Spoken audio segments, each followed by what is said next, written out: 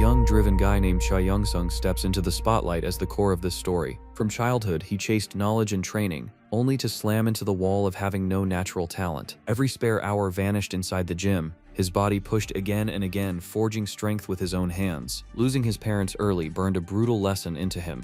In this world, self-reliance is the only rule. Training stopped being a hobby and became his only shield against the future's incoming blows. No matter how much effort he poured in, his ceiling stayed painfully low, just another bottom-tier hunter. To understand who hunters really are, it's necessary to see how the world itself was rewritten. Years ago, Earth brushed against the abyss, and reality cracked under the pressure. Humanity learned that gods were a myth, and their place in the cosmos was taken by mysterious constellations. These entities stockpiled power by expanding their followers and feeding their own influence. The constellations were locked in endless conflict, stealing servants and flexing dominance. Eventually, their eyes turned to Earth, and a real war ignited over the planet. The most savage constellations chose conquest through raw destruction rather than blessings. That moment gave birth to a new profession among humans, those who became known as hunters. They took on the role of protecting civilians from dungeons and abyssal monsters. Loot dropped from slain beasts quickly elevated hunters into the elite of the New World Order. With nothing left to lose, Young-sung chose the hunter's path without hesitation. A guild boss tried to talk sense into him, warning him against such a reckless move. Dungeons showed zero mercy, and low-rank hunters died more often than they returned. Young-sung refused to back down, convinced that real strength is born only in real fights. Friends kept telling him to slow down and live something resembling a normal life. His ex eventually left him, choosing dates over non-stop training,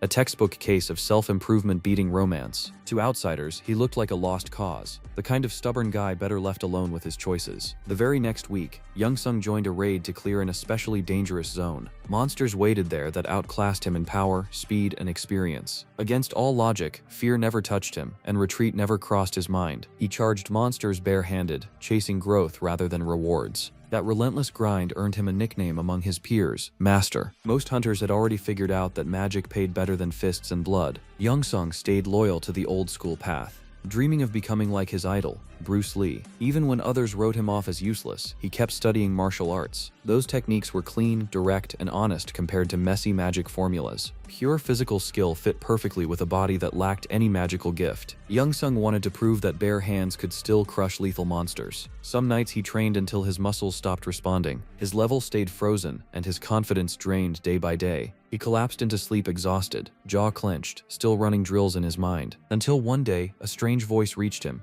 destined to flip his fate. A blinding flash of light cut through his senses and forced his focus. A goddess appeared before Young-sung, a being humans called a constellation. For the first time, a power like that turned its attention to a weak nobody from Seoul. The virtuous goddess of scales had been watching his discipline and grind for a long time. She knew him well enough to skip the build-up and get straight to the point. Today, she crossed into this world to offer Young-sung a deal. She was ready to explain the terms, but he agreed before she finished. He had lived at the bottom of the hierarchy for too long to hesitate. He asked for neither money nor authority, only a chance to raise his level. Self-growth had always mattered more to him than any reward. As it turned out, the goddess of scales possessed the power to see the future. Looking years ahead, she witnessed a catastrophic threat closing in on Earth. In the future, the evil constellations will crash down on Earth at full force, and even hunters won't be enough to stop them. Compared to the coming disaster, today's dungeons and monsters will feel like harmless kids' stuff. Strangely enough, Young-sung is the one destined to become the key figure capable of rewriting that dark future. The goddess promised to forge him into something stronger through endless, brutal, soul-crushing training. For a brief moment,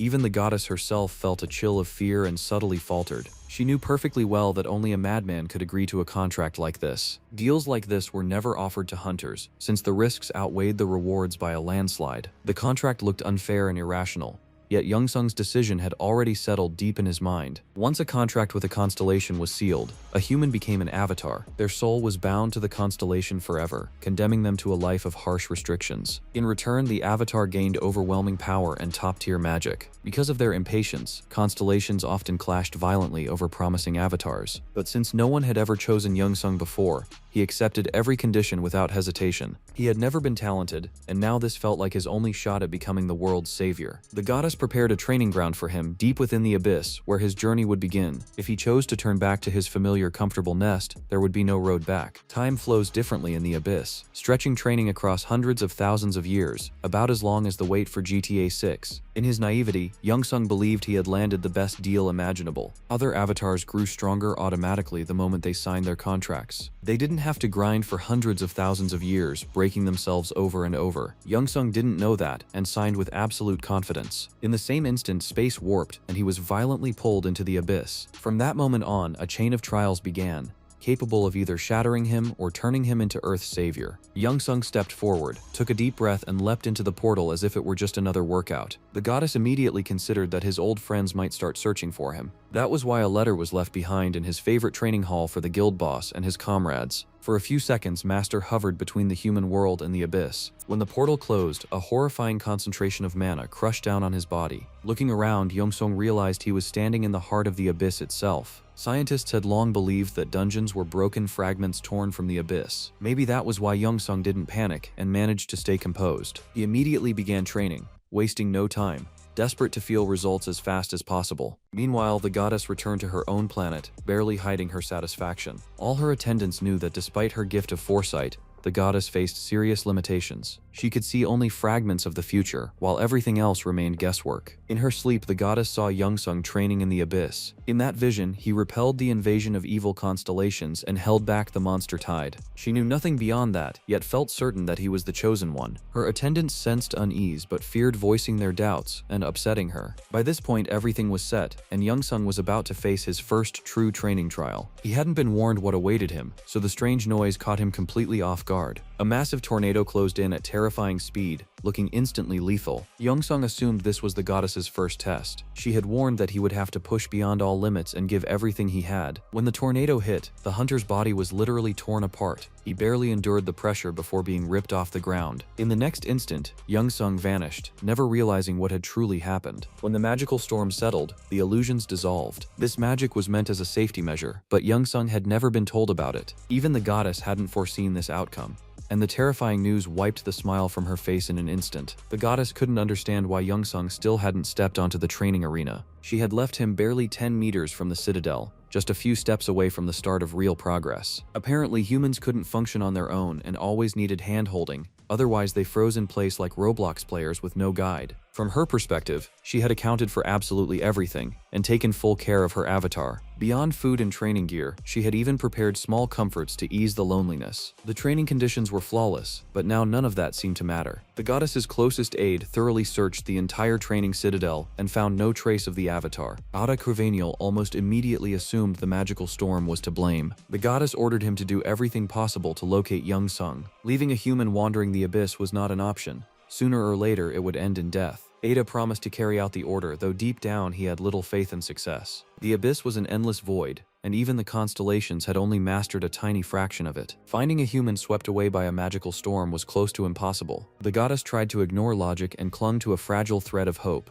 By now, the raging flow of mana could have already erased Youngsung completely. Youngsung himself felt like he had sunk to the bottom of a deep ocean, his body constantly dragged downward. Over and over, he convinced himself this was just another trial, and that all he had to do was endure. Gradually, his body began absorbing the surrounding energy, adapting to the crushing pressure. His bones hardened like poured concrete, and his muscles tightened into rigid steel cables. The surge in his inner ki potential was the only reason his body didn't tear itself apart. Weeks later, Youngsung finally regained consciousness and realized with relief that he had survived his first true trial. Now he needed to take in his surroundings and decide what came next. Rocky mountains stretched around him, a barren corner of the abyss claimed by no constellation. Suddenly, a massive stone monster emerged from nowhere, long and heavy, shaped like a colossal serpent. Youngsung had seen something similar in an old Pokemon cartoon, so the name Onyx came naturally to him. The trials already felt excessive, and for a moment he wondered if the goddess had overestimated him, but giving up wasn't in his nature, so he chose to challenge the stone serpent anyway.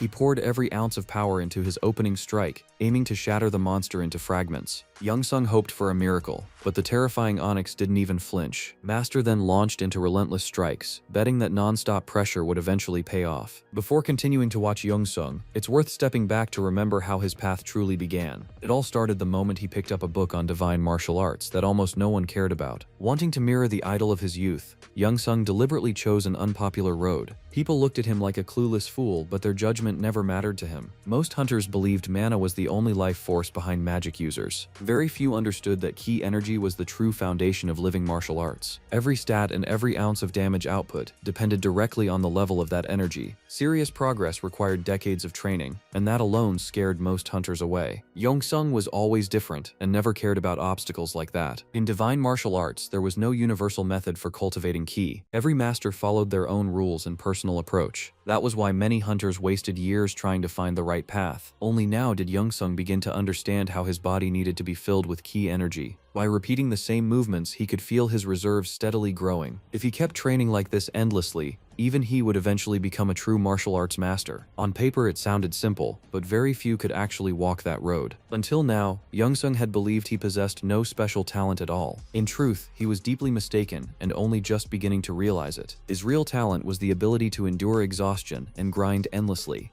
The kind of stamina streamers need to clear Elden Ring without sleep. Even the stone onyx, watching his relentless training, slowly began to develop a sense of respect for him. Thanks to his one true talent, Young Sung endured more than 100 years of repeating the same actions without breaking. It was at that point that he mastered a mid-rank skill known as the Inner Destruction Fist. His level in divine cosmic martial arts automatically rose. Young Sung could now officially be called an advanced master. After the breakthrough, he finally felt for the first time that all those years of pain and grind hadn't been for nothing. His legs gave out and hundreds of years of non-stop training flashed before his eyes. In that moment, he remembered the strongest hunter from China, a man named Li Shaowan. He was the only martial arts master who had ever reached a high rank. Even after climbing to the top, he never stopped pushing, chasing the title of the world's strongest hunter. Young Sung dreamed of walking that same path, fully aware it would demand tens of thousands more years of training. After Young Sung's breakthrough, the stone serpent decided to acknowledge him for the first time. Until then, Onyx had completely ignored him. But now even the monster felt the crushing pressure of his power. It could no longer endure that force and asked Young Sung to stop. In that moment, Young Sung realized that destroying the serpent would leave him completely alone in this world. That was how they became companions, slowly starting to spend their time together. He discovered that beyond raw strength training, riding on the monster's head was perfect for sharpening balance and stability. During one of those rides, Young Sung heard a sound that reminded him of his first day in the abyss. A magical storm was forming again on the horizon. Young Sung was certain this was another gift from the goddess, meant to carry him to a new location. At that moment, Onyx looked at him like he was completely unhinged. Despite every risk, they chose to leap straight into the storm. Onyx was convinced this would be the final day of his existence. The overwhelming force swept both wanderers away, hurling them toward unknown galaxies. After hours of endless flight, they finally crashed down hard. This wasn't Young Sung's first journey like this, so he stayed surprisingly calm. With every transition, his body soaked in more mana and grew tougher. Onyx quickly realized his friend had no real understanding of how the abyss truly worked. To be honest, Young Sung had already been insanely lucky twice not to be torn apart. Feeling hunger, Young Sung began scanning the area for something edible. With mana density that high, starvation wasn't a threat, but he still missed real food. Finding nothing around, he went back to training once again. For hours, he repeated the same movements, pushing strength and flexibility to the next level. Through his bond with Onyx, Young Sung learned the serpent's combat art and expanded his arsenal. Results came faster and faster, but the training itself grew unbearably dull, with progress running on autopilot like an endless Mr. Beast stream. At some point, Young Sung noticed a massive ocean nearby that he had never explored before. Onyx warned him that the water was poisoned, but Young Sung ignored it. He happily dove into the purple surface and immediately felt his body start to burn. The toxic water seeped inside, but his inner ki energy shielded him. Over time, his body adapted to the poison, bringing new problems along with it. Local monsters noticed the intruder and decided it was feeding time. They swarmed him like savage piranhas, grabbing his arms and legs and dragging him downward. Minutes passed, and Onyx, waiting on the shore, began to seriously worry. Suddenly, an explosion echoed, and a poisonous tsunami surged toward him. Young Sung didn't just survive, he dominated the monsters in their own element. He made it through his first encounter with the abyssal ocean, and honestly, it turned out to be fun. That was when he decided that one day he would cross the entire poisoned ocean. To do that, his endurance needed a massive upgrade, starting right now. Over the next several decades, Young Sung pushed himself to the limit, preparing for the next trial. The cost of that preparation was steep, demanding an enormous amount of time. As time passed, Young Sung began to miss Earth, and memories of his life before meeting the goddess surfaced more and more often. He already understood that there was no way back, which meant accepting the new reality and living by its rules. During one of his runs along the shoreline,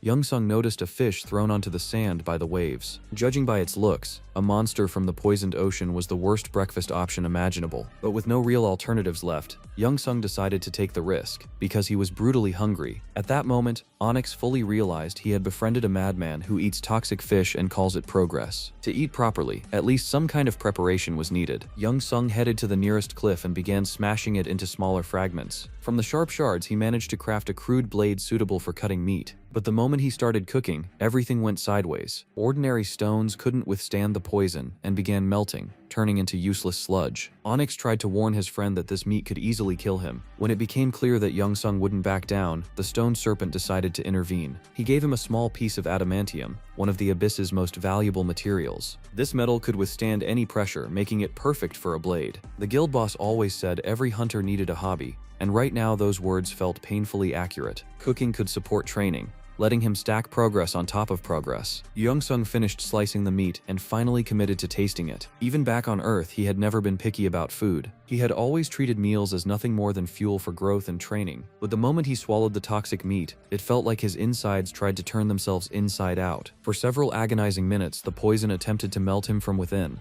Thanks to his inner energy, his body adapted and developed resistance. His ki level automatically rose, turning food itself into a source of progression. From that moment on, the master realized that training alone would no longer be enough. Young Sung swore to devour every monster in this ocean before ever leaving the planet. Long years passed, and the poison stopped registering as a threat. Every morning now began with ocean dives, hunting, and consuming toxic creatures. It all became routine, slow, dull, but delivering steady progress. Over time, Young Sung officially became a martial arts expert and stepped onto yet another tier. Staying on this planet grew unbearably boring, and he needed a new challenge. This was where his paths split from Onyx's, though both knew they would meet again someday. Young Sung said goodbye to his friend and swam off toward the unknown. With complete resistance to poison, the ocean no longer posed any danger. Sea monsters had long memorized this human and nicknamed him the Earthborn Killer. They no longer felt like rulers of the ocean and fled in panic whenever he appeared. Having become a true emperor of the sea, Young Sung ventured into uncharted waters. There, he spotted a strange portal promising new sensations and fresh danger. With no guarantees at all, he swam toward the light and emerged in a completely different world. His divine cosmic art instantly warned him of incoming danger. The expert's body adjusted for combat automatically,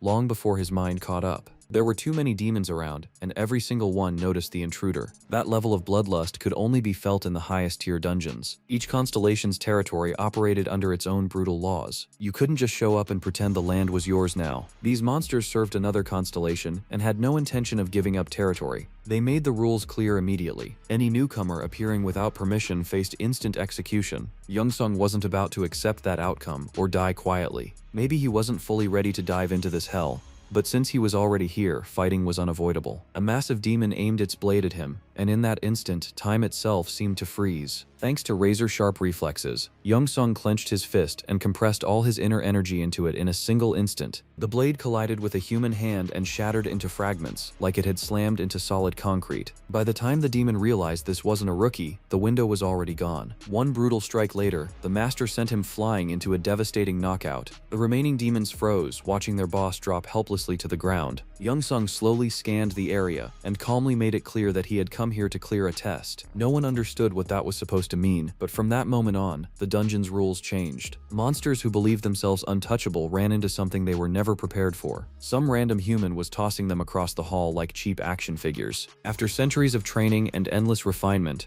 Young Sung had stepped beyond conventional mastery. Enemy numbers stopped mattering and didn't even register as a concern. A casual warm-up ended with the first wave of monsters knocked unconscious. Then the backup squad rushed in and repeated the exact same mistake. Even hellhounds failed to scare someone who had long treated magical storms as part of his routine. Young Sung delivered a ruthless lesson in discipline and made it painfully clear who ran the place. He could almost feel that within the bloodlord's domain there was only one rule. Local avatars were forced into endless combat, grinding against each other to raise their mastery. Young Sung fit into this world perfectly and accepted its laws without hesitation. Spotting something that looked like a restaurant, he walked straight in without a second thought. The owner appeared friendly and cheerful, then presented the guest with a bowl of fragrant soup. Young Sung allowed himself to relax, thinking for the first time that even the abyss had room for warmth and support. He was starving and immediately agreed to pay any price for the meal. A second later, the owner drenched him in toxic resin without warning. Service on par with peak hour Uber, straight to hell included. The demon was convinced there wouldn't even be ashes left of the human. But absolute poison immunity instantly restored Youngsung's body. He straightened up and calmly made it clear that he had hated tricks like this since childhood. By then, the remaining monsters had already surrounded the restaurant in a tight ring.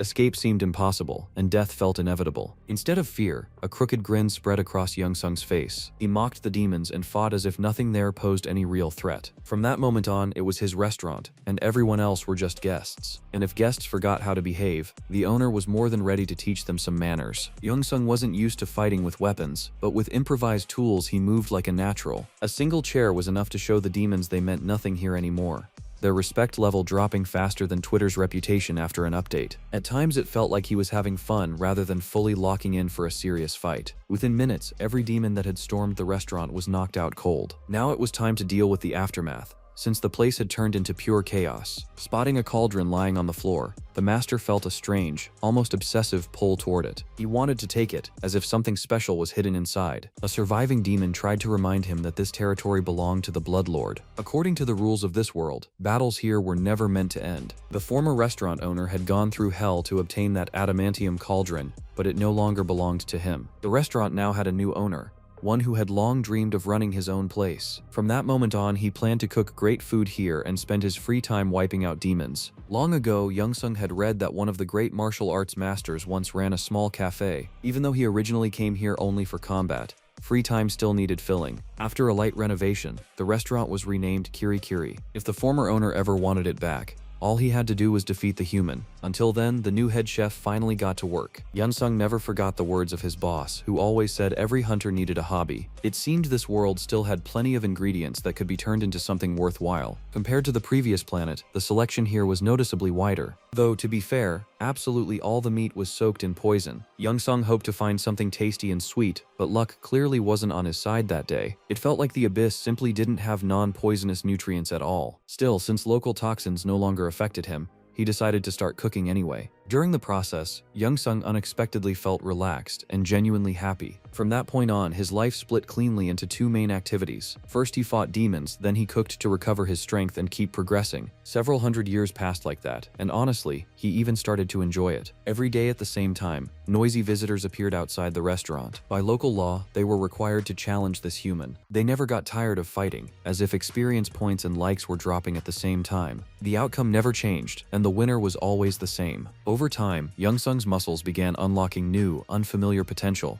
Divine martial arts kept evolving, accelerating the circulation of ki. Because of that, he grew stronger and gained finer control over his body. Rumors claimed ancient martial masters trained so hard that they awakened magical talents. That kind of knowledge existed only in rare ancient books, usually seen only at auctions. Youngsung confirmed it firsthand when he felt powerful magic flowing through his fists. From that day on, fights became faster, and demons suffered far more serious damage. But such explosive growth came with a downside. His endless battles drew the attention of the constellation ruling this world. That much was obvious, since even an army of demons couldn't take down one human in 100 years. They stopped being a real threat, and the master's progress began to slow. He realized something had to change the moment the demons understood their strategy was useless. Even nutrients no longer boosted his growth. He needed to leave his comfort zone.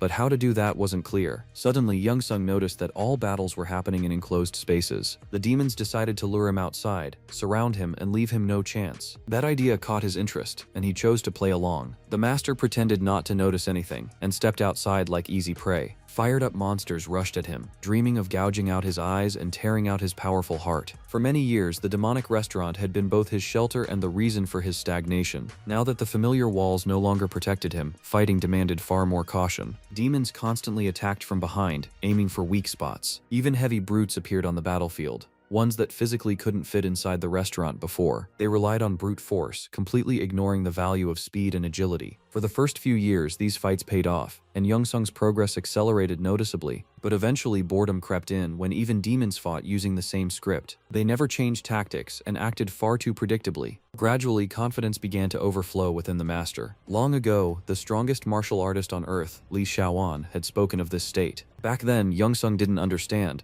but now as an expert, he felt a strange and profound bliss. Before, he always felt like a cornered beast, like an antelope about to be caught by a lion. That feeling vanished, and for the first time, he could breathe freely. The world itself seemed to whisper that he was stronger than all the demons around him. Because of that, any opponent turned into nothing more than a light snack. After another victory, Youngsung decided to relax a bit and enjoy a good meal. Even without visible progress, simple pleasures still brought him satisfaction. That day, the demons went all out trying to surprise him and break the usual fight script. They chained magic attacks, constantly shifted distance, and refused to let him lock onto a single target. Youngsung now had to track not just the ground, but the airspace around him as well. Even under those conditions, the humans still sat at the top of this world's food chain. The harsher and more savage the assaults became, the tougher and more stable his body grew. With time, he became almost untouchable, and the battles themselves started losing meaning. Several more centuries passed, and Youngsung grew completely disillusioned with this world. At times, he even caught himself considering befriending monsters, since none of them posed real competition anymore. Anyone could now walk into the restaurant, eat in peace, and leave without trouble. Youngsung felt he had grown too close to these creatures, which meant he urgently needed a new challenge. His hunter card showed that he had reached a new level, one that would make him a true superstar on Earth. His skill card was filled with cryptic and terrifyingly complex terminology. While reviewing his abilities, Youngsung noticed the world itself beginning to resonate with his key energy. This became possible after awakening divine abilities. Techniques of divine martial arts now formed the core of his arsenal. He learned to redirect enemy power through perfect harmony of body, mind, and energy. His invulnerability reached a stage where conventional weapons no longer posed any threat. The price for this was an absurd amount of time and effort. Time had always been the weak point of divine martial arts cultivation, but this path alone allowed the creation of ki of the highest, nearly unreachable quality. After hundreds of thousands of years of training, Youngsung had long surpassed the strongest mages he once saw on television, their magic now looking like cheap stage tricks. As he approached the peak of existence, the world itself began sinking to the rhythm of his body. At that moment, Youngsung had no idea that this power would soon drive his homeworld Earth into madness. For the first time in Abyss history, a human was approaching the threshold of becoming a constellation. Without realizing it, he had already taken the first step toward that fate. Against this backdrop, the next few years passed relatively calmly and almost harmlessly. Battles became far less frequent as demons grew tired of endlessly healing their wounds. Most of the time, they came simply to eat, with conflicts breaking out only occasionally. If especially bloodthirsty and aggressive creatures appeared, the chef handled them quickly. One strike was now enough, no explanations required. When the restaurant emptied out, Youngsung sank back into heavy thoughts. Food and training no longer brought progress and had turned into monotonous routine. Youngsung firmly decided that he needed a truly powerful opponent. At that very moment, he had no idea that a special demon was already approaching the restaurant. Its slow, confident stride made one thing clear: fear wasn't in its vocabulary. All monsters crossing its path instinctively scattered. The two greatest titans of this world met moments later. A single glance was enough to tell that this demon was nothing like the others. Its crushing aura of death pressed down like a truck on the shoulders. The demon calmly identified itself as Varagon and indicated it had come in peace. A quick stat analysis told Youngsung this was an opponent on a completely different level. He didn't buy the peace claim and quietly prepared for war. That day marked the beginning of a new phase in his training. It began without sudden moves, allowing him to study the mysterious guest. Youngsung prepared a dish, which the demon consumed without the slightest caution. After finishing the meal, Varagon pulled out something glowing intensely. It was a massive chunk of adamantium, worth more than all the money Youngsung had earned in his life combined. That was the demon's payment for the meal and the hospitality. After that, Varagon revealed that he was the first avatar of the bloodlord. The constellation ruling this world had taken such an interest in a young man named Youngsung that it decided to make him a special offer. Varagon made it clear that Youngsung could become the avatar of the blood constellation if he accepted every condition without hesitation. The demon was confident in success, convinced that only a lunatic would dare oppose a constellation's will. That confidence shattered when Youngsung calmly refused. As if offers like that showed up in his life every day, the monster instantly snapped, losing composure and lashing out with accusations of stupidity and ingratitude. In the same instant, the master felt a monstrous pressure crash down, enough to make even his knees tremble slightly. Varagon shifted to intimidation, pressure, and brute manipulation, trying to crush his will outright. He did everything possible to pull Youngsung to his side and serve the bloodlord together while conquering new worlds. None of it worked, because Youngsung had long stopped fearing anyone. He calmly stated that he had already promised another constellation to become its avatar. Varagon had never heard anything like that in all his existence. In that moment, he decided the boy had simply been deceived and needed his eyes opened. Everyone in the Abyss knew that no constellation would ever sign a contract with a weak avatar. Real wars usually broke out over promising avatars, and the winning constellation guarded its warrior obsessively. Constellations constantly watched their avatars to prevent rivals from stealing them, since that happened all the time. The core law of the Abyss was to protect your avatar at any cost, and in the demon's view, Youngsung clearly didn't get that. Youngsung kept believing in the goddess of scales,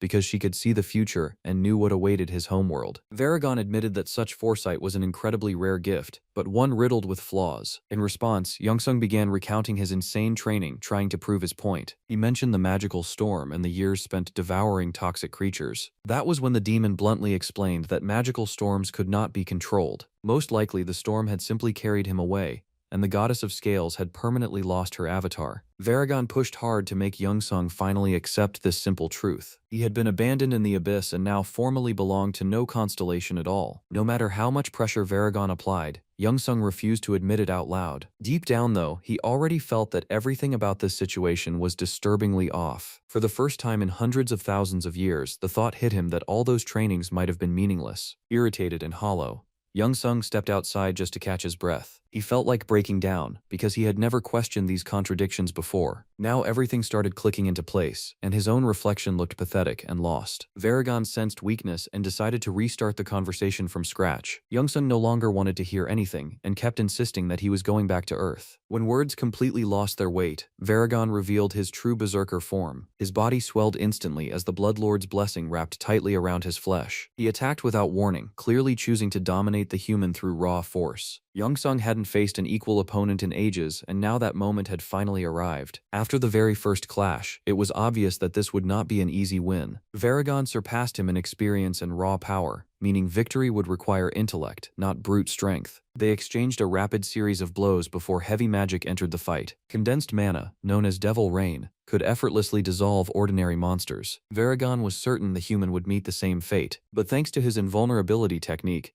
Youngsung endured the hellish pain without melting into a pool of blood. An ordinary human could never even dream of such capability. During the opening minutes, he fought defensively, searching for weaknesses. Despite the overwhelming pressure, the master remained calm and ice-cold. Hundreds of thousands of years of training had pushed his awareness to an absolute peak. He felt no discomfort, as if this battlefield were his natural environment. He barely looked at his opponent, fighting as though the demon were merely a reflection of himself. The lunar step technique and precise key control elevated his martial mastery to a new tier. In that moment, he unlocked a terrifying speed, moving as if he didn't exist at all. Even the bloodlord's avatar had never witnessed anything like it before. Until this moment, Youngsung believed martial arts were chosen only by those incapable of mastering magic. Even in the abyss, magical skills had always been the most sought-after path. The logic seemed simple: stack enough mana and channel it the right way. Compared to years of brutal training, magic truly looked like the faster and more profitable route. But only martial arts allowed one to break past all ranks and hard limits. Youngsung had spent an insane amount of time polishing his skills, and now his movements ran almost on autopilot. Despite the gap in raw levels, he felt certain he could win. Martial arts were what granted him the technique of invulnerability. Had he been a standard mage, he would have melted instantly upon contact with Devil Rain. Realizing his own strength only pushed his confidence higher. The moment had come to decide which of these two titans truly stood above the other. The next clash triggered a monstrous explosion that rolled across the entire planet. From the outside, it looked as if the gods themselves were fighting, tired of watching through their avatars. This was a duel from ancient eras where magic collided head-on with martial arts. Until this day, mages had always emerged victorious, making this battle one for the history books. Youngsung was under extreme pressure, as his opponent surpassed him in almost every stat. Yet with every landed blow, the demon's advantage steadily melted away. The moment the master activated the cosmic fist technique, the odds instantly evened out. Varagon had never taken hits that devastating before, not even as a child when his father punished him for bad grades. To truly balance the scales, Youngsung had waited patiently for the perfect timing. Defensive techniques came first, allowing him to read every movement. Once Varagon's weaknesses became clear,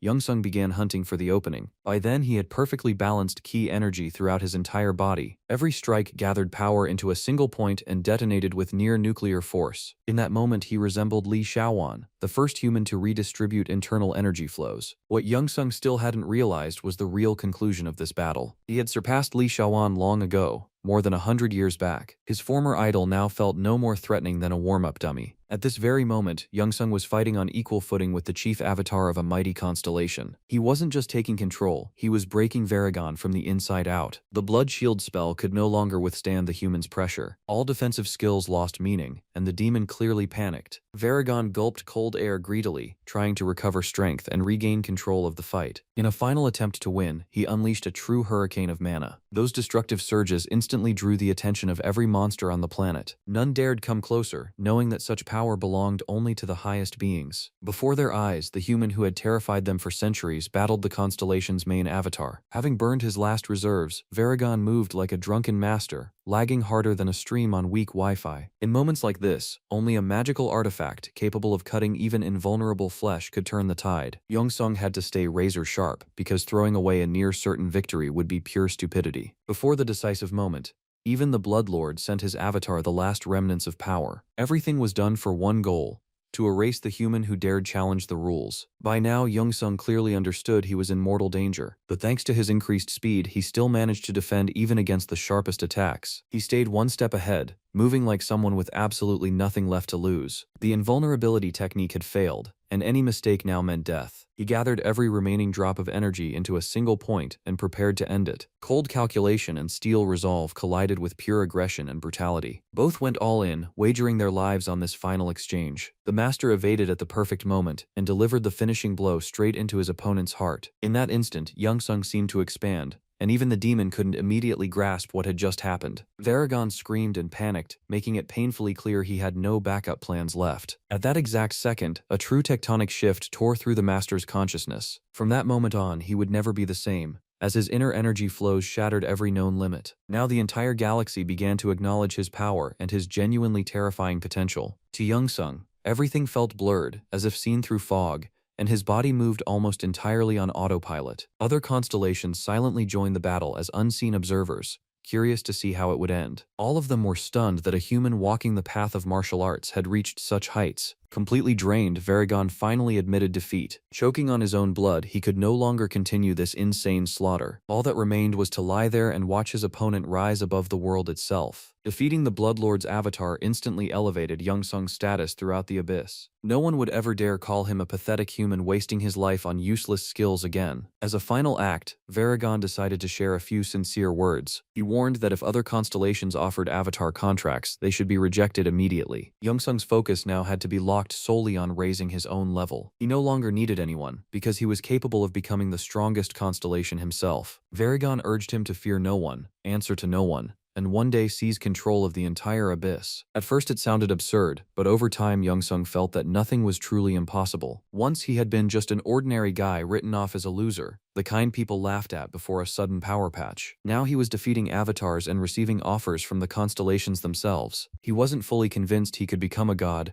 but the idea genuinely intrigued him. Yongsung promised himself to heed the demon's words and dare to challenge the strongest beings in the galaxy. After that, Varagon bid farewell and dissolved into the air like morning mist. Right after his level rose, the master began to feel different. He could now clearly sense the gazes of the constellations fixed on him. Their attention pressed down constantly, like an invisible weight on his shoulders. At first it was uncomfortable, but Yongsung soon accepted it as yet another challenge. Different constellations began inviting him to meetings and proposing cooperation. None of those gods left their own worlds, fearing enemy invasions. Instead, they summoned him to places where they felt safe under the protection of their avatars. After his defeat, the Bloodlord immediately placed a bounty on the master's head. Demons from across the planet began converging, eager to fulfill their lord's will. Those fools never realized they could never reach his level. If they wanted another trip to the emergency ward, Yongsung was more than ready to provide the experience. As a new battle began, an old memory from Earth suddenly resurfaced. Back then, he and his friends had watched an interview with a hunter who had just become an avatar. Instead of celebrating, that hunter asked people not to envy his fate. According to him, being an avatar was far worse than it looked. It meant obeying orders and living by rules you never chose. At the time, Yongsung and his friends didn't understand and assumed the hunter had lost his mind. But after countless years, the master now saw everything from a completely different angle. He clearly understood that avatars never truly belong to themselves. Once given an order, they are forced to obey and have no right to refuse. Even knowing death awaits, they march forward stubbornly, like fans defending a doomed season of a show. After realizing all this, accepting the role of an avatar would be outright stupidity. If Yongsung had a chance to choose his own path and become a constellation,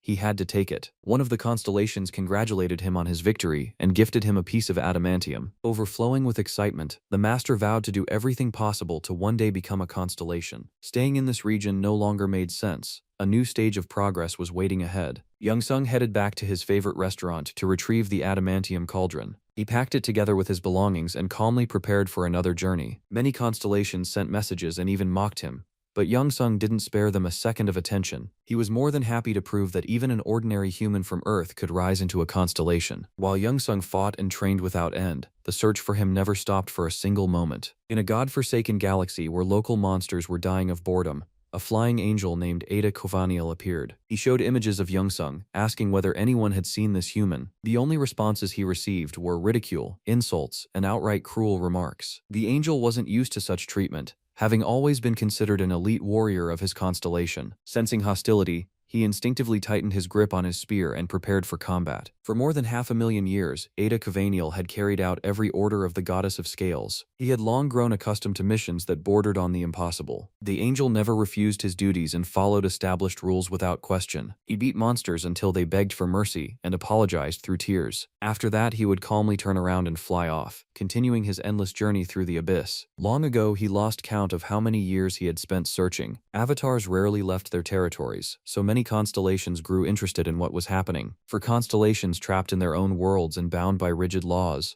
watching other constellations' avatars became a form of entertainment. They bombarded the angel with questions, trying to gauge how valuable an avatar the Goddess of Scales had lost. No one could understand why she had sent Ada Kovaniel on a mission that seemed doomed from the start. Meanwhile, Youngsung discovered an abandoned sector within the bloodlord's territory. There were no annoying monsters here constantly interrupting his focus. Perfect training conditions granted rare moments of comfort and calm. Having reached the level of master, Youngsung pushed divine martial arts to a state where inner key energy stopped being the core factor. Put simply, he had reached the peak of martial arts. Beyond this point was endgame territory for those who broke the system. Even so, Youngsung continued refining specific techniques that once helped him defeat Varagon. No one knew what exactly he was aiming for or what goals drove him. Maybe he wanted to perfect his techniques, or maybe he simply enjoyed the process itself. Living at his own rhythm allowed the power of his very existence to keep growing. Soon he unlocked the title of Invincible Master of Training, pushing him closer to becoming a full-fledged constellation. He still didn't know how to achieve it, but the destination was now clear. After a few months, monsters eventually found his hideout and tried to start another fight. The outcome didn't change, except this time Youngsung beat them without even looking. He left behind nothing but broken bodies. To stop the constellations from pestering him, Youngsung decided to head toward the most distant worlds. Silence and peace ruled there, until the ground suddenly began to quake. Massive slabs of stone split apart, and a monster emerged from beneath the surface. Youngsung tensed instantly, sensing yet another battle approaching. The creature roared and prepared to strike, like a cornered cobra. Then the master's eyes widened in surprise.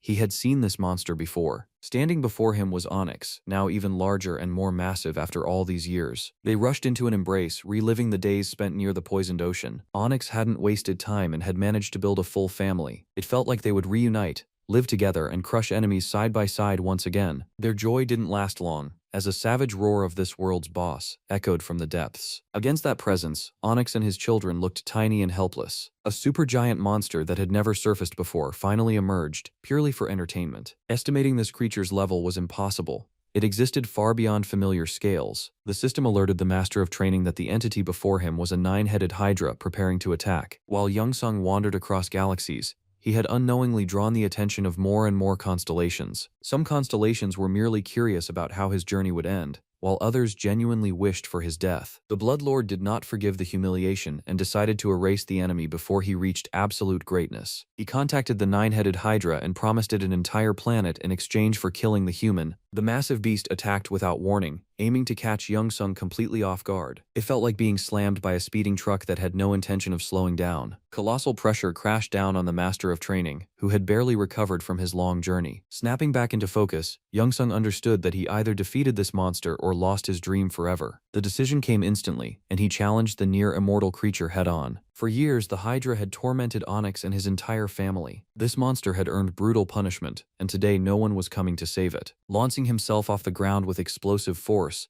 Youngsung surged forward and activated stone fists. A single blow was enough to tear one of the vile heads clean off. The remaining heads of the Hydra roared, and Youngsung felt victory was closer than it looked. That confidence shattered when the severed head instantly regenerated. That was exactly why the Hydra was known as an almost immortal existence. The constellations knew this monster had a weakness, yet no one had ever found it. Beyond its horrifying regeneration, the Hydra wielded poisonous breath. Normally that was enough to poison any enemy and casually turn them into barbecue. content that gets a channel banned in under a minute. But a man who had lived on poison for years endured it without issue. After a brief pause, Young Sung ignited with energy and began tearing through the monsters' heads without mercy. He had no clear plan in that moment, fighting purely on rage and conviction, proving his power demanded respect. He wasn't cornered though. For a split second, doubt still flickered. Every strike cost the Hydra another head. Yet victory remained distant. Strategy had to change, and defense could not be ignored. It became clear that the Hydra was far stronger than Varagon. Calmly blocking attacks was no longer an option. It was time to counter. Using speed, Young Sung slipped between poisonous assaults, constantly closing the distance. Time seemed to slow, and he began noticing things the Hydra's previous enemies never had. The monster suffered from poor endurance and couldn't sustain peak threat levels for long. Every burst of poison drained massive amounts of energy and demanded recovery time. The severing technique dealt additional damage, and the Hydra screamed even louder. Fighting a creature like this forced Young Sung to draw critical conclusions. He no longer felt like an ordinary human bound by fear and limits. Something greater awakened within him, what the Abyss calls essence force. This was the very power that allowed constellations to rule the Abyss. With it, they built kingdoms and bound avatars to their will. As long as a constellation possessed enough essence force, almost nothing was forbidden. When Young Sung touched this power, even the Hydra's attacks stopped bothering him. Breaking the monster's will was nearly impossible, and he realized it wasn't necessary. His true goal had always been self-growth and deepening his own power. He turned and shot away, rapidly creating distance and speed. Gathering enough energy within himself, Young Sung initiated cultivation. All that remained was to direct that energy at his enemy. It felt like an unavoidable blade, impossible to block. The Hydra was used to ignoring wounds, instantly regrowing lost heads. But when its body was struck by key energy, regeneration began to fail. In that moment, the monster received a death sentence with no appeal. Each new attack stripped away another head, and this couldn't go on forever. Sensing its own weakness, the beast tried to flee to a safe place. It was pure panic, exposing a shattered will and a broken spirit. All that remained was to finish off the wounded beast and spare it any further suffering. Reaching maximum speed, the master compressed all his power into a single point and unleashed the decisive strike. An explosion thundered out, loud enough to be heard across neighboring galaxies, with the same energy as a new Marvel trailer. Over the top, cinematic, and impossible to ignore. A blinding flash nearly took out Onyx and his entire family. When the dust finally settled, one thing was clear. Young Sung survived, even after severe poisoning. Any further progress in this fight no longer mattered. He had reached the absolute peak. With the monster no longer a problem, it was finally time to deal with food supplies. For years, Onyx had told his family about a deranged human obsessed with poisonous meat. He assumed Young Sung had long abandoned that habit, but that was naive even by Abyss standards. After several hours of non-stop butchering, all that remained of the Hydra was a cold skeleton. The meat was cut into clean, perfect portions, enough stock to last for years. After the battle, Onyx decided to thank his friend for saving him from the Hydra. He gifted an artifact known as the Necklace of Space. Inside this necklace, massive amounts of food and items could be stored. Once activated, the artifact absorbed anything designated for storage. The meat would no longer spoil, and all accumulated adamantium could be preserved as well. Young Sung hadn't forgotten his old dream of forging the perfect set of cutlery. From the moment he decided to become a constellation, Young Sung began seeing the stats of all surrounding beings. The reason he could use the Necklace of Space wasn't just because he had grown stronger. The real reason was that he had reached the peak of cultivation and even begun to hear the world speaking to him. As another gift, he received unrefined orichalcum, a metal that radiated pure energy. Orichalcum released energy, while adamantium absorbed it. These two materials felt made for each other and would help forge ideal cutlery. Onyx had to explain to his family not to pay attention to this human, the kind of guy who gets banned from chat in the first 10 seconds. The Necklace of Space absorbed most of the meat. Whatever remained had to be eaten quickly or it would spoil. Onyx stared at his friend, unable to understand how Young Sung was still alive. To be clear, Hydra meat couldn't be compared to that of ordinary poisonous monsters. This creature hadn't become an avatar out of pride. Its power was already absurd. The master had never dealt with an ingredient like this before, so maximum caution was required. Young Sung felt that such a meal would grant him even more energy, and still chose to take the risk. The cooking process began, complex, dangerous, and strangely ceremonial. Young Sung even convinced Onyx to share the meal with him. No matter how much Onyx resisted, no one listened anymore. The stone monster paused, took a heavy breath, and did what had to be done. One serving was enough to feel a raging fire explode inside. Passing constellations didn't even realize what had happened here. From the outside, it looked like a nuclear warhead had detonated and wiped everything nearby. Strangely enough, Onyx felt great and didn't feel close to dying at all. He thanked his friend, who by then was already calling himself the Abyss's head chef. After that, the entire family of stone serpents chose to place their full trust in the master of training. At that moment, Youngsung began to glow and slowly rise above the ground. He became a constellation, and with the appearance of his first followers, his power started growing rapidly. He didn't fully understand what was happening yet, but the sensation clearly felt good. It finally became clear why evil constellations fought so viciously over Earth. A world with billions of followers meant power, resources, and control over the abyss. The next few days were not easy as Onyx adjusted to the changes. The stone serpent grew so massive that he now resembled an entire mountain. They were enjoying life, until Youngsung received an interesting offer from another constellation. Yet another alliance of weaklings with no strength and no future. The Mistress of Wishes invited him for a visit, and Youngsung decided to accept the offer. Onyx warned that demons lived within the Mistress of Wishes domain, and that staying sharp there was mandatory. Honestly, Youngsung felt no nerves at all. After his recent battles, fear had stopped existing for him. He had already defeated the deadly Varagon and then clashed with the Hydra, a monster believed immortal for centuries. That was why he accepted the invitation with interest, especially since he wanted to learn more about the fate of his homeworld, Earth. If he truly planned to return home, interacting with other constellations was unavoidable anyway. Upon arriving on the planet of wishes, Youngsung immediately noticed the sheer number of demons. They looked nothing like the monsters he had fought before. These were calm, sometimes even friendly beings who respectfully addressed him as master. They invited him to follow them and meet the ruling constellation of this world in person. Everything around looked almost too clean and pleasant, like a beautifully wrapped trap that never lets you leave. But after such massive growth, Youngsung feared little and judged that no real danger awaited him here. While walking through the world of wishes, he learned that local demons gained power in a completely different way. They didn't need to fight or kill other beings to grow stronger. These demons were called succubi, creatures that fed on desires and dreams. If a succubus went too long without absorbing desire energy, it slowly lost its mind. The whole concept sounded strange, yet Youngsung felt no threat and stayed composed. Instead, his own endless desire to train and grow stronger drew countless glances. Even so, not a single succubus dared approach a guest personally invited by the mistress herself. After crossing the world, Youngsung finally stood before an enormous palace. The moment he stepped inside, a strange energy surged through his body. Despite his confidence, Youngsung never dropped his guard and carefully observed his surroundings. Still, upon reaching the main hall, he felt as if he had just woken up. It turned out the entire journey had been an illusion, and from the very beginning he had been standing in this room. However, this wasn't a trap or an attempt on his life. It was here that he first saw the Mistress of Wishes, who looked like a small kindergarten-aged girl. During their exchange, she immediately realized that Youngsung was no longer an ordinary human. He had already become a constellation and could now speak on equal footing with the ancient beings of the Abyss. The Mistress of Wishes acted friendly and gladly answered all of his questions. She explained that she had invited Youngsung to propose joining a military alliance. Lately, the Abyss had grown unstable, and many constellations were forming alliances for safety. Endless wars drained even gods, and without reliable partners it was easy to lose territory. Youngsung still didn't have a planet of his own, as all his focus was on protecting Earth. He quickly realized that joining the alliance would help safeguard his homeworld. When war reached Earth, every possible defensive measure would be needed. On top of that, the Mistress of Wishes could help him return home, which mattered more than anything else right now. Youngsung made it clear that he was interested in cooperation,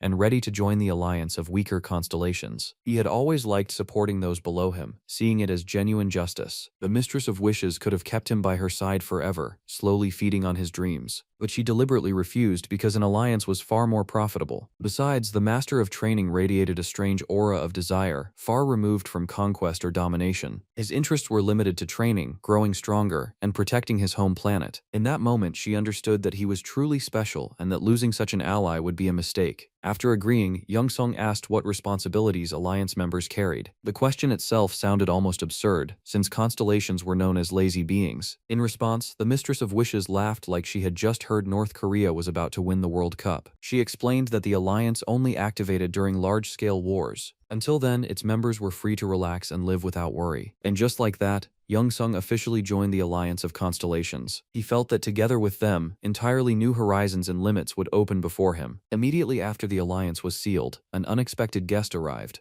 A kitten made of lava and magma. It turned out to be yet another constellation from that very same alliance of underdogs. The moment Youngsung saw the kitten, doubt started creeping into his mind. He had just joined an alliance made up of a little girl and a cat, The lineup wasn't stronger and looked like a startup with no funding and zero future. Young-sung hoped there were other members, but reality shut that idea down fast. He was bluntly told this was the full roster, since no one wanted to get involved with losers. Backing out was no longer an option. The contract was signed, and there was no undo button. All that remained was to accept the situation and rely on support from a cat and a child. As a small consolation, the Mistress of Wishes decided to give Young-sung a modest gift. She handed him a martial arts scroll containing vampirism techniques, along with ingots of orichalcum. This was meant to expand his combat arsenal and give him an edge in future battles. By this point, Young-sung had already accumulated plenty of adamantium along with orichalcum. Upon hearing that, the lava and magma kitten immediately offered friendly assistance. It confidently claimed it could melt those materials and forge absolutely any weapon. An unbreakable adamantium shield and the strongest sword in the universe would have suited the invincible master of training perfectly. Instead, Young-sung asked for ordinary kitchen utensils. At first, the kitten thought it was a joke, but Young-sung looked dead serious. He explained that besides training, he wanted to cook proper meals to restore spent energy. After that, the kitten refused to continue talking to this lunatic and instantly returned to its territory. Everyone could now mind their own business until a military conflict broke out. The Mistress of Wishes explained that Young-sung could ask her anything, and she would always help. If he needed information about other constellations or the secrets of the abyss, all he had to do was ask. She also revealed that not all constellations gain divine power through progression. The Mistress of Wishes herself was born a constellation and never walked a path of brutal training. Most constellations inherited their power from their ancestors. In the abyss, cases where an ordinary being ascends to godhood are extremely rare. Young-sung was one of the rarest examples of such a path. That meant many would look down on him and even try to erase him. He would have to be ready for constant battles to defend his right to power. When he finally acknowledged himself as a constellation,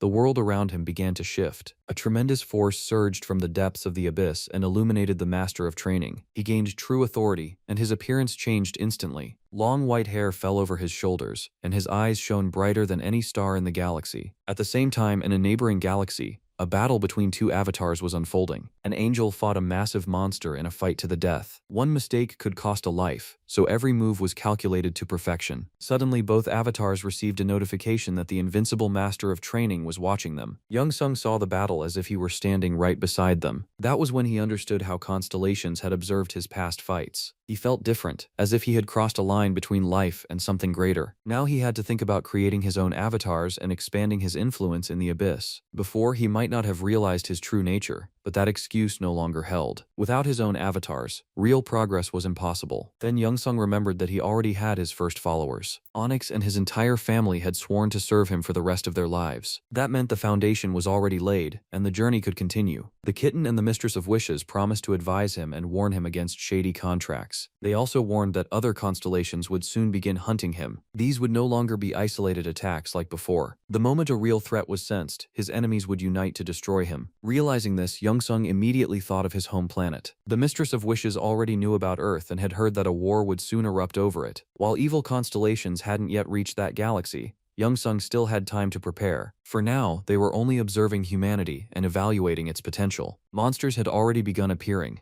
offering hunters contracts. It resembled a clash of weaker constellations that had reached Earth first. But once the true titans arrived, everything would change. Young-sung had to return to Earth and protect the planet from their invasion. The Mistress of Wishes agreed to help chart a route, though Earth's exact coordinates were still unknown. Before the journey, the Master of Training decided to return to a familiar appearance. He cut his long hair and once again felt like the same guy with big dreams. It was time to say goodbye, even though the Alliance members would stay in touch. They wished Young-sung luck and genuinely hoped he would reach his goal, no matter what. Before finally setting course for Earth, a few critical points still had to be clarified. Young-sung was strongly advised to hide the fact that he had become a constellation and avoid drawing attention on his home planet. If he made too much noise right away, other constellations would instantly issue challenges, and everything would end in a blood-soaked mess. Hostile beings would sense the threat and do everything possible to leave the master with zero chances. A far smarter move was to lie low and temporarily play the role of an ordinary hunter. That would allow him to quietly build up avatars, expand his power, and prepare for the decisive battle for Earth. By the time the evil constellations realized who he truly was,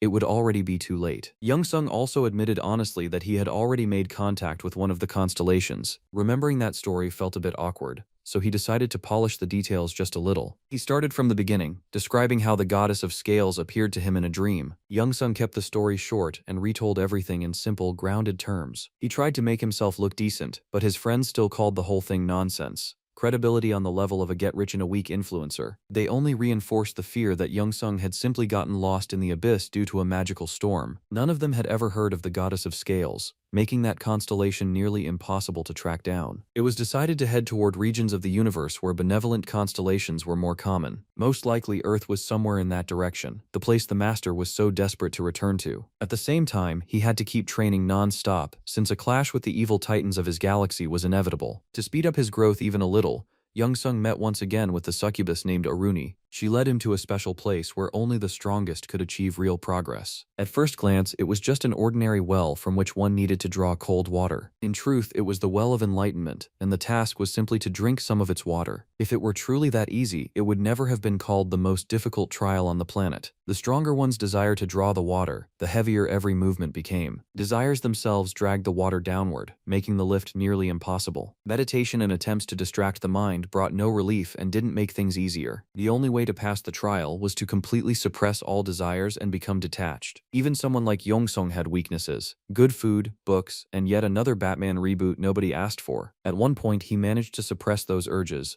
only for a new problem to appear immediately. His former girlfriend appeared before him, the one he had lost due to endless training. She promised a fresh start, but Youngsung didn't buy into the illusion. Step by step, he began overcoming his own desires, and the training noticeably accelerated. If he truly wanted to become the strongest constellation, he would have to discard every weakness without exception. His allies watched closely. Since no one had ever managed to draw water from this well, they felt that this was someone special, perhaps the first to ever touch the power of the Tao. The Mistress of Wishes even suggested that only mortals who had become constellations could achieve such a feat. Youngsung himself treated lifting the water like regular gym sets and didn't assign any special meaning to it. It was said that many demons had gone insane trying to complete this kind of training. Several days had already passed, yet Youngsung remained perfectly sane and continued the trial. His own desires kept tempting him non-stop, but meditation helped him stay locked in total awareness. Over time, weaknesses and temptations stopped interfering, and instead turned into extra motivation to keep moving forward. He used them like fuel, growing stronger and stripping away vulnerabilities step by step. No living being can fully abandon desire, which is why lifting the water from the well to the very end is impossible. Even so, this was enough for Youngsung to greatly loosen his attachment to earthly comforts. In his spare time, he continued training with Aruni, steadily sharpening his martial skill. After several weeks of non-stop preparation, it was finally time to see what the lava and magma kitten was capable of. During that time, it had forged kitchen tools from legendary oracle cum. The items glowed with violet mana, as if they were eager to jump into battle and prove their worth. The master of training was genuinely thrilled. A single touch of the knife was enough to tell it was a true artifact. He decided to swing the blade a bit to feel its magical response. His friends immediately branded him a fool who had no idea how to handle weapons.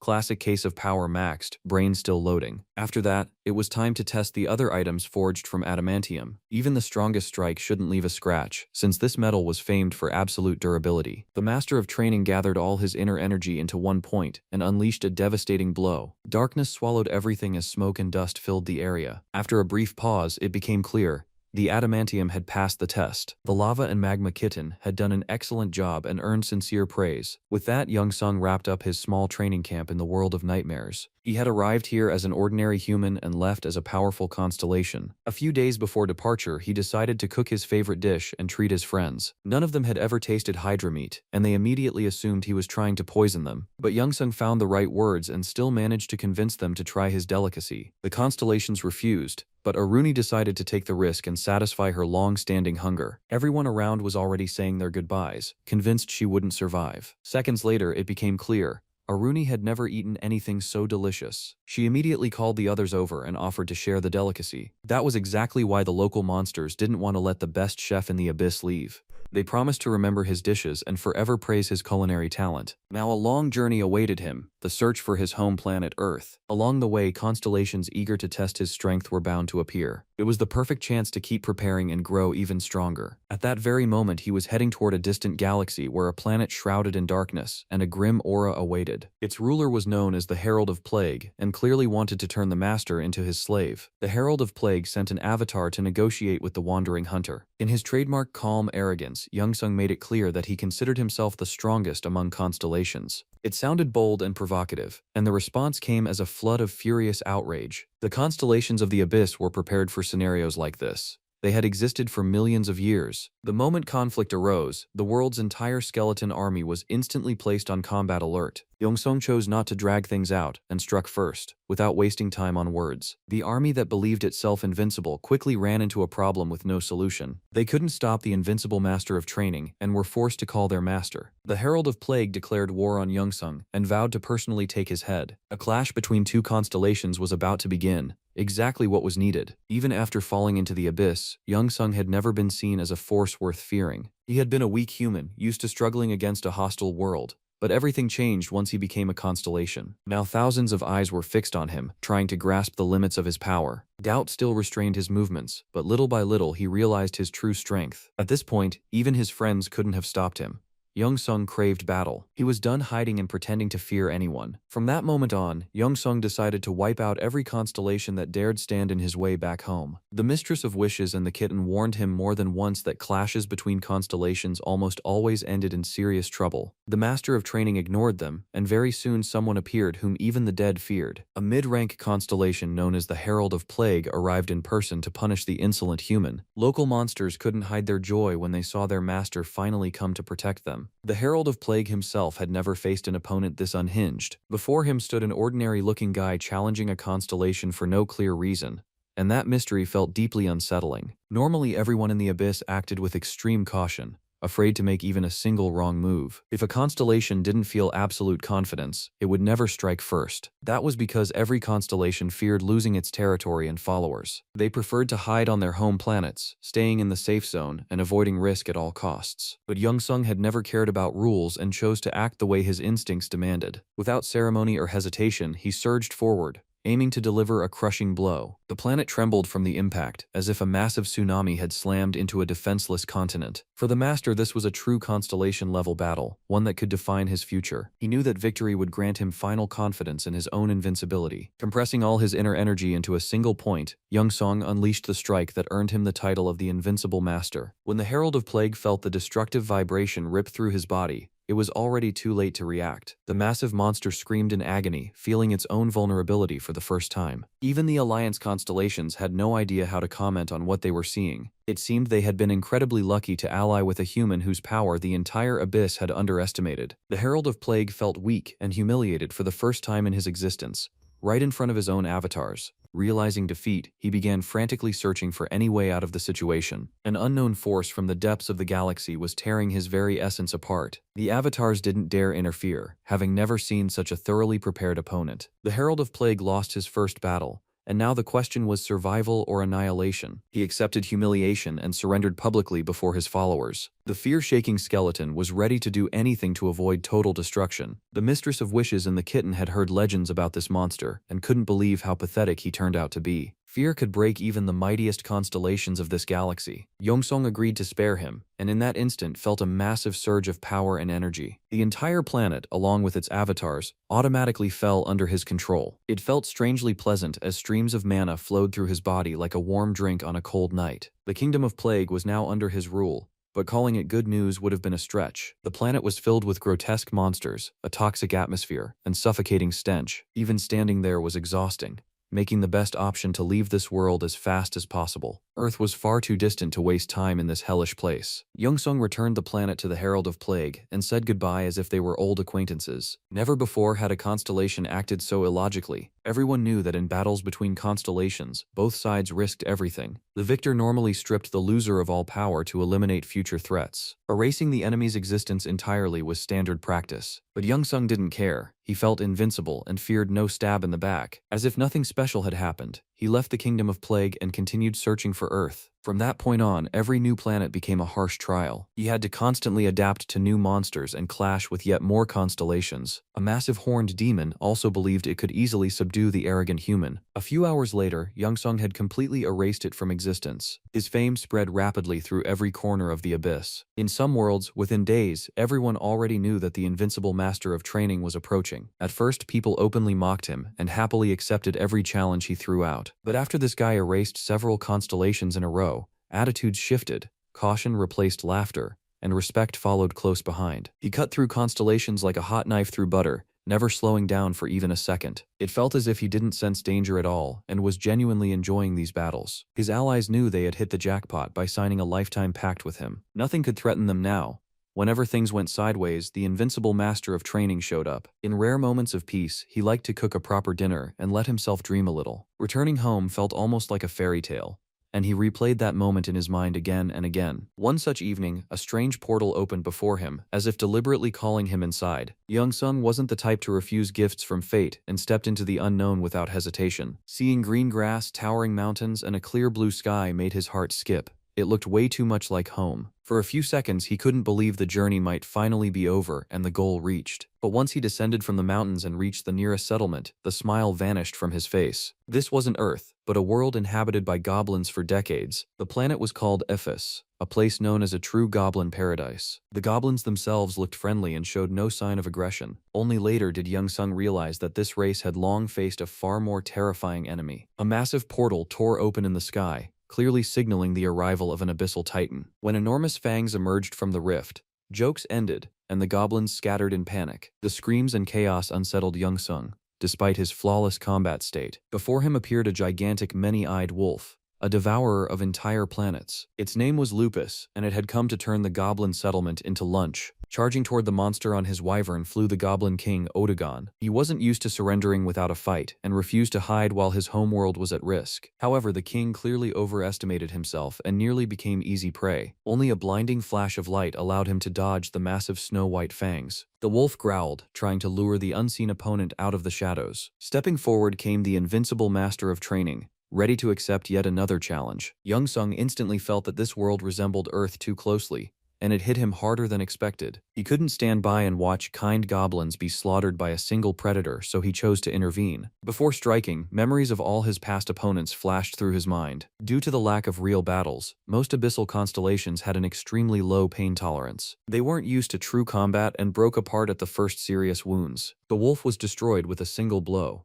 Even the lava and magma kitten hadn't expected that outcome. Recent training had turned Young Sung into a being capable of ignoring the very laws of the universe. He was about to leave this world, but the stunned goblins wouldn't let him go. They surrounded their savior, watching his every move without blinking. In the next moment, the Goblin King dropped to his knees and swore to serve him for life. The rest of the goblins followed suit, and the master's number of followers surged. The consciousness of the abyss responded instantly, flooding his body with power and boosting his stats. Young Sung felt his authority expand, his influence within the abyss becoming tangible. He rose to the rank of a mid-tier constellation, and no one would dare call him weak anymore. On his home planet, a move like this would never have worked. Save humanity that dramatically, and they'd make him a global superstar, then cancel him on social media a week later. Humans would never serve someone for life. They think very differently. Young Sung decided not to linger in the goblin world and continued his search for Earth. Odaigon, often called Gon, didn't want to let his savior go. He sincerely declared his wish to serve him for life and promised help in any difficult situation. This goblin had impressive stats and could genuinely prove useful. And lately, Young Sung had been feeling lonely, so having reliable company didn't seem like a bad idea at all. From that moment on, their shared journey through uncharted worlds and distant galaxies truly began. Young Sung kept pushing his stats higher, while each new battle cranked the intensity up another notch. He no longer wasted time on avatars, choosing to challenge only the strongest beings of the abyss. His next opponent was a savage seven-headed dragon known as Org. The massive dragon tried to tear him apart,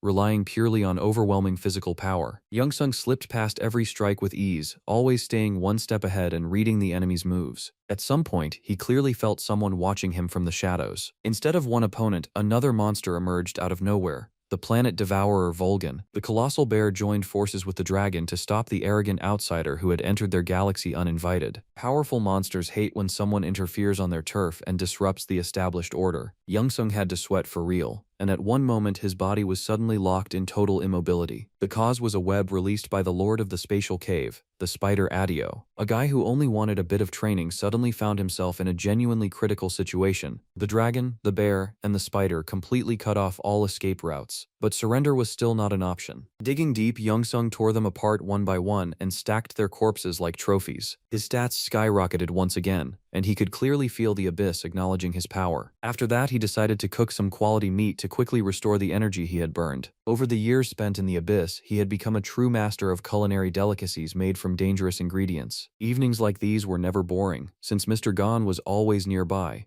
the only one who never betrayed him or asked for a cut. Today the goblin was about to experience just how good poisonous monster meat could taste. He paused, cautiously sniffed the steak, then finally decided to take the risk. The meat instantly flooded the goblin's body with pure energy extract, making him shine brighter than any star. With just a single bite, Gon jumped to a completely new level and boosted all his base stats. He had never tasted anything better, and from that moment was ready to give his life for just one more serving of that steak. But despite these fun evenings, Youngsung almost never truly smiled. He felt how deeply he missed his home, Earth, and wanted to return as soon as possible. That was why they never stayed anywhere long, quickly packing up and continuing the search for Earth. Youngsung believed that after hundreds of years wandering the abyss, he would still find his warm, familiar home. While traveling through galaxies, they suddenly stumbled into an extremely unpleasant situation. Right before their eyes, a massive chunk of land the size of an entire continent was erased in a single instant. The magical storm was especially violent, and the goblin felt his knees start to shake. Youngsung told his companion to calm down and confidently assured him that everything would be fine. All that was needed was to take a few steps forward and fully trust the unknown force. Even though it looked insane, the master of training acted with such certainty that doubting him was impossible. A gigantic black portal opened before them, with not a single living soul around. As always, Youngsung loved quests like this and stepped inside without hesitation. Strangely enough, at that exact same moment, an identical portal appeared on his home planet, Earth. If such a dungeon isn't cleared in time, monsters break out, and humanity faces serious trouble. That's why special hunter squads are dispatched immediately to conduct emergency raids. Right now, a hunter team called Guns was heading toward the U.S. state of Texas. The team was led by Richard Parker, the son of an influential businessman who started his path not in dungeons,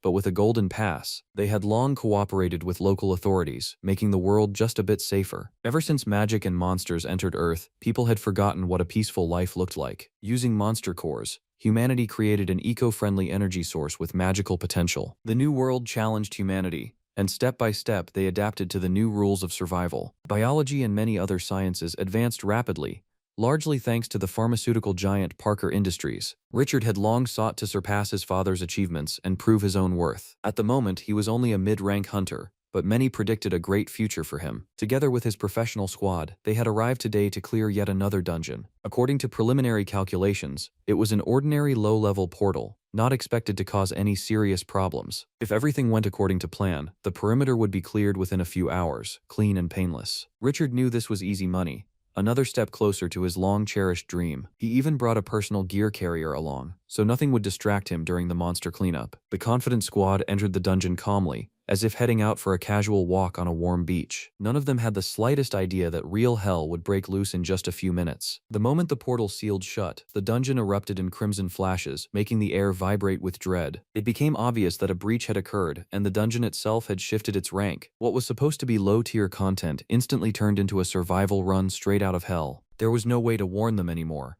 All that remained was to hope someone would make it out alive. Meanwhile, Richard and his team had no clue the situation had spiraled out of control. They moved forward carefully, scanning their surroundings as the sharp smell of sulfur filled the air. Suddenly, one of the assistants screamed in panic, nearly calling out for his mom in terror. The reason was an army of the dead, long starved and slowly rising from the darkness. The association representative immediately rushed to report the incident to headquarters. He also demanded immediate contact with the Parker Foundation to warn them of unforeseen circumstances. Before the monsters fully engaged, the gun squad had already pushed deeper into the dungeon. This world was called the Illusion of Chaos, though everything happening here was painfully real. At first, silence ruled the area, allowing Richard and his team to scout without interference. They wandered among ancient ruins, like archaeologists exploring forgotten Egyptian tombs. It was crucial to remember that the dungeon had only two exits. The first was retreating through the portal, the second was killing the local boss. Since the portal vanished the moment they entered, only the boss fight remained, along with blind hope. If the monsters had stayed low level, this wouldn't have been a serious problem. But the dungeon had shifted ranks, and now the creatures were far stronger and far deadlier. At first, the hunters didn't panic, assuming the enemies were just ordinary undead. They had dealt with similar monsters before and never struggled much. Everything went wrong the moment the monsters stopped reacting to magical attacks. The undead didn't care at all. They felt no pain and kept advancing non-stop. Their numbers grew by the minute, and panic began spreading through the squad. Even a veteran team that had cleared dozens of dungeons now faced a real threat. Everyone waited for Richard to say something decisive, but the young leader stayed silent for too long. In the end, he delivered a motivational push and sent everyone forward.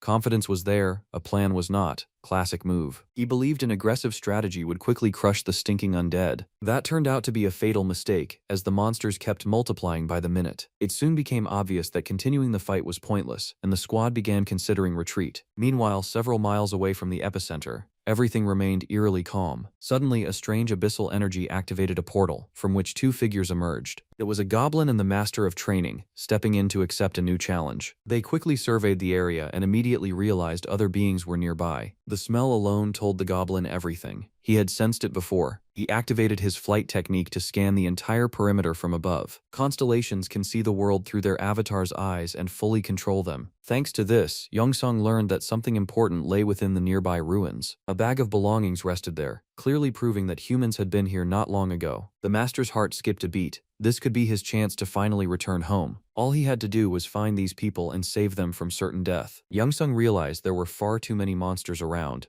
and began searching for a solution. The Goblin King had long waited for a moment to prove himself useful to his boss. Using a powerful magical burst, he decided to wipe out the undead in one move, leaving them no chance at all. To speed things up and avoid dragging the fight out, Yongsung joined the battle as well. Together they unleashed a strike so powerful that the entire planet trembled, as if it were about to split clean in half. After that, the main hero landed with style and drew in a deep breath of heavy, dusty victory. The thought of going home burned sharper than ever. It was time to begin a completely new chapter of life. Still, after the first blast, some monsters remained alive, and the wounded creatures were finished off without hesitation. The moment Youngsung realized people from Earth had been here, nothing could stop him anymore. He tore through endless hordes of monsters, obsessively searching for any sign of survivors. Gon tried to negotiate with the local goblins, but they didn't understand him at all and only retreated in fear. To avoid scaring potential allies, Youngsung asked his friend to take on a human form. It turned out Gon could do exactly that and look completely different from before. The handsome and charismatic Goblin King now resembled a Disney-style prince stepped straight out of a fairy tale. Without bragging, he casually admitted that among goblins he had always been considered exceptionally good-looking. Youngsung was advised to do the same and return to his old appearance before heading home. He changed almost instantly and immediately focused on the main cave of this world. That was where the densest mass of monsters had gathered,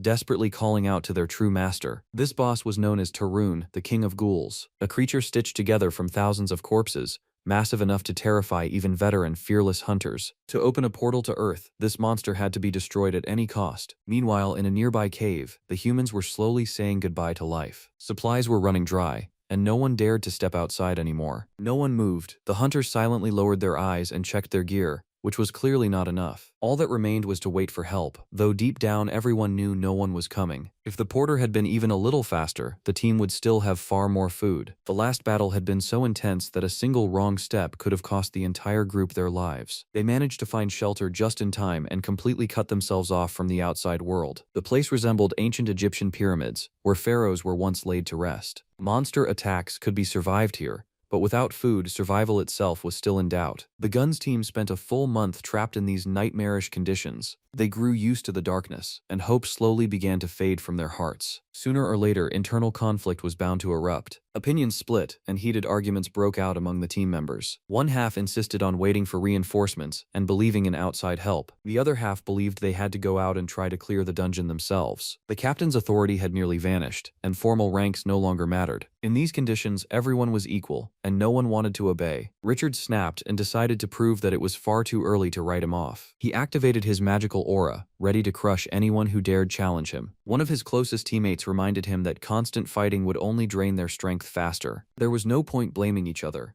All of them were responsible for ending up here. No one had known the dungeon's true danger, or they never would have entered. All that remained was either to hope for a miracle or to face death with dignity. Just as the tension eased slightly, a massive impact shattered the stone walls. A flash of light flooded the cave, and with a single touch the being destroyed their prison. It was an ordinary-looking man who calmly assured them there was nothing left to fear. Another guy appeared behind him, and together they looked like straight-up DC movie superheroes. Even Richard, who was used to seeing himself as the team's main star, stared at them like gods. The other hunters couldn't hold back their emotions, jumping with joy and tears in their eyes. One of the most experienced hunters sharply ordered everyone to get a grip and prepare for the next fight. He knew the outside was still crawling with undead, and that the worst wasn't over yet. yet. The old man had to be calmed down and told that the situation was now completely under control. Young Sung honestly explained that he had arrived through the abyss and together with his friend had fully cleared the perimeter. For people from planet Earth, anyone who had passed through the abyss always looked like a madman who had completely lost their mind. After the gates were discovered, incidents like this became more frequent and stopped shocking anyone. Many people fell into the abyss through dungeon portals, and the overwhelming majority of them never came back, and the few who did return almost never kept their sanity intact. That was why the gun squad stared at their savior with open suspicion, like he was an unlicensed psycho with no brakes. The hunters were in no rush to lower their weapons, carefully studying the training master's eyes. Only after stepping outside and seeing that every monster had been wiped out did they finally begin to relax. By then, Youngsung already knew he had to act strictly according to plan. He needed to return to Earth without drawing attention,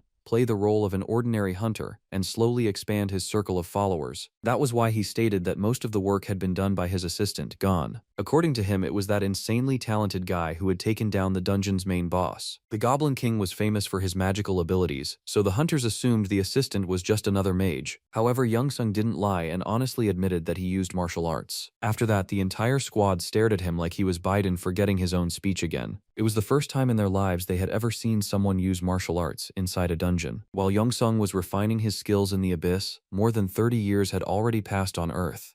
Before this, only one person had managed to spend 28 years in the abyss, and now that man was locked in a psychiatric clinic. It suddenly became clear why they were looking at him that way.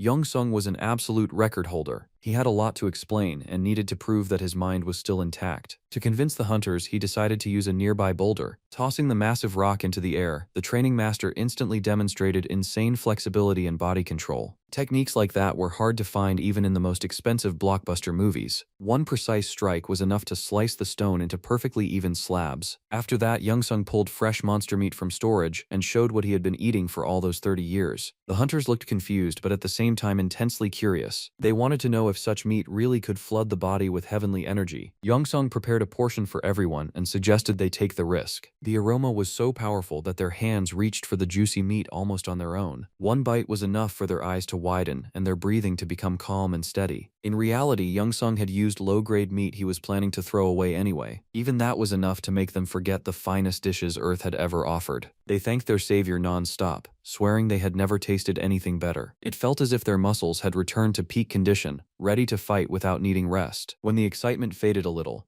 everyone had to step outside and simply take a walk. After a month in captivity, the bright light felt almost painfully unfamiliar. The traders tried to reconnect with the captain, claiming the past no longer mattered. Richard made it clear he remembered everything, and would never again work with people who tried to stab him in the back. After that, he sped up and walked away, leaving most of the team behind. Those who remained felt abandoned, but a new opportunity immediately appeared before them. They looked at the Disney-style prince and were ready to trust him more than followers trust any info guru scammer. His magic and sheer power level made it obvious that he was a top-tier hunter. The traders asked to join his team and swore loyalty to the very end. Gon didn't know how to react, since he himself already served another constellation. The people hoped he would lead them to rewards and help clear the most dangerous dungeons. Youngsung watched the scene with distrust, worried it could interfere with his plans. He didn't understand why these people wouldn't approach him directly and instead looked at him from a distance. The reason was simple.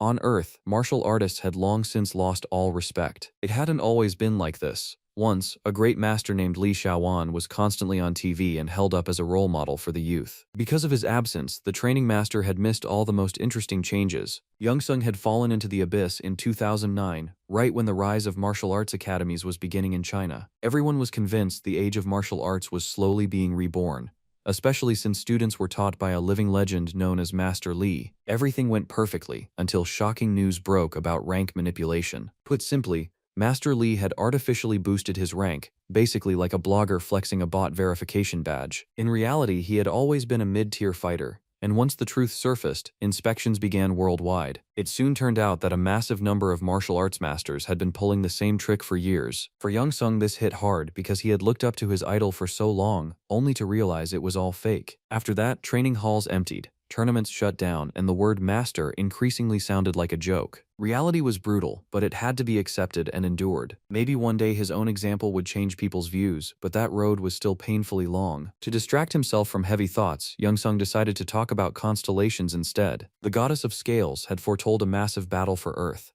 and according to her, it should have already begun. It was in the same year the rank manipulation scandal erupted that the day came which changed everything. At first, everything seemed normal, but then a colossal portal opened right in the heart of Seoul. Panic spread as people struggled to understand how to react. Hunters were immediately dispatched, but the situation turned out far more serious than expected. This was no ordinary dungeon with mid-level monsters, but a portal releasing intelligent beings. A well-organized army began systematically wiping out humanity. The monsters moved with precision and coordination, like they had rehearsed the invasion for years. It was obvious their goal was to enslave the planet and turn surviving humans into followers. Young Sung demanded details, needing to know how it all ended. Battles raged worldwide, cities burned, and casualty lists updated faster than the news. Humanity endured, but the price was so high that no one dared call it a victory. That battle was etched into history forever. Accepting it wasn't easy because everything he had been preparing for was already over. Young Sung had been racing home to save Earth, only to learn it had already been defended without him. A brutal question surfaced in his mind: why he had trained for hundreds of thousands of years, breaking his body to the brink. His friends tried to calm him, explaining that things weren't that simple. Most likely it had only been a probing strike, a test of the planet's strength. If the constellations truly wanted Earth, they wouldn't have stopped halfway. With all due respect to humanity, to real titans, ordinary hunters were nothing more than ants. Something resembling a fragile truce formed between humans and monsters. People believed they had stopped the invasion by their own strength and earned their enemies' respect. Perhaps benevolent constellations had stepped in to protect Earth, but it was far more likely that a true war between good and evil constellations was approaching. For now, they were simply stockpiling power before the final battle for the planet. A temporary compromise had been reached, but such a truce could never last forever. Young Sung clenched his fist, realizing that stopping now would make all those years meaningless. Massive changes lay ahead,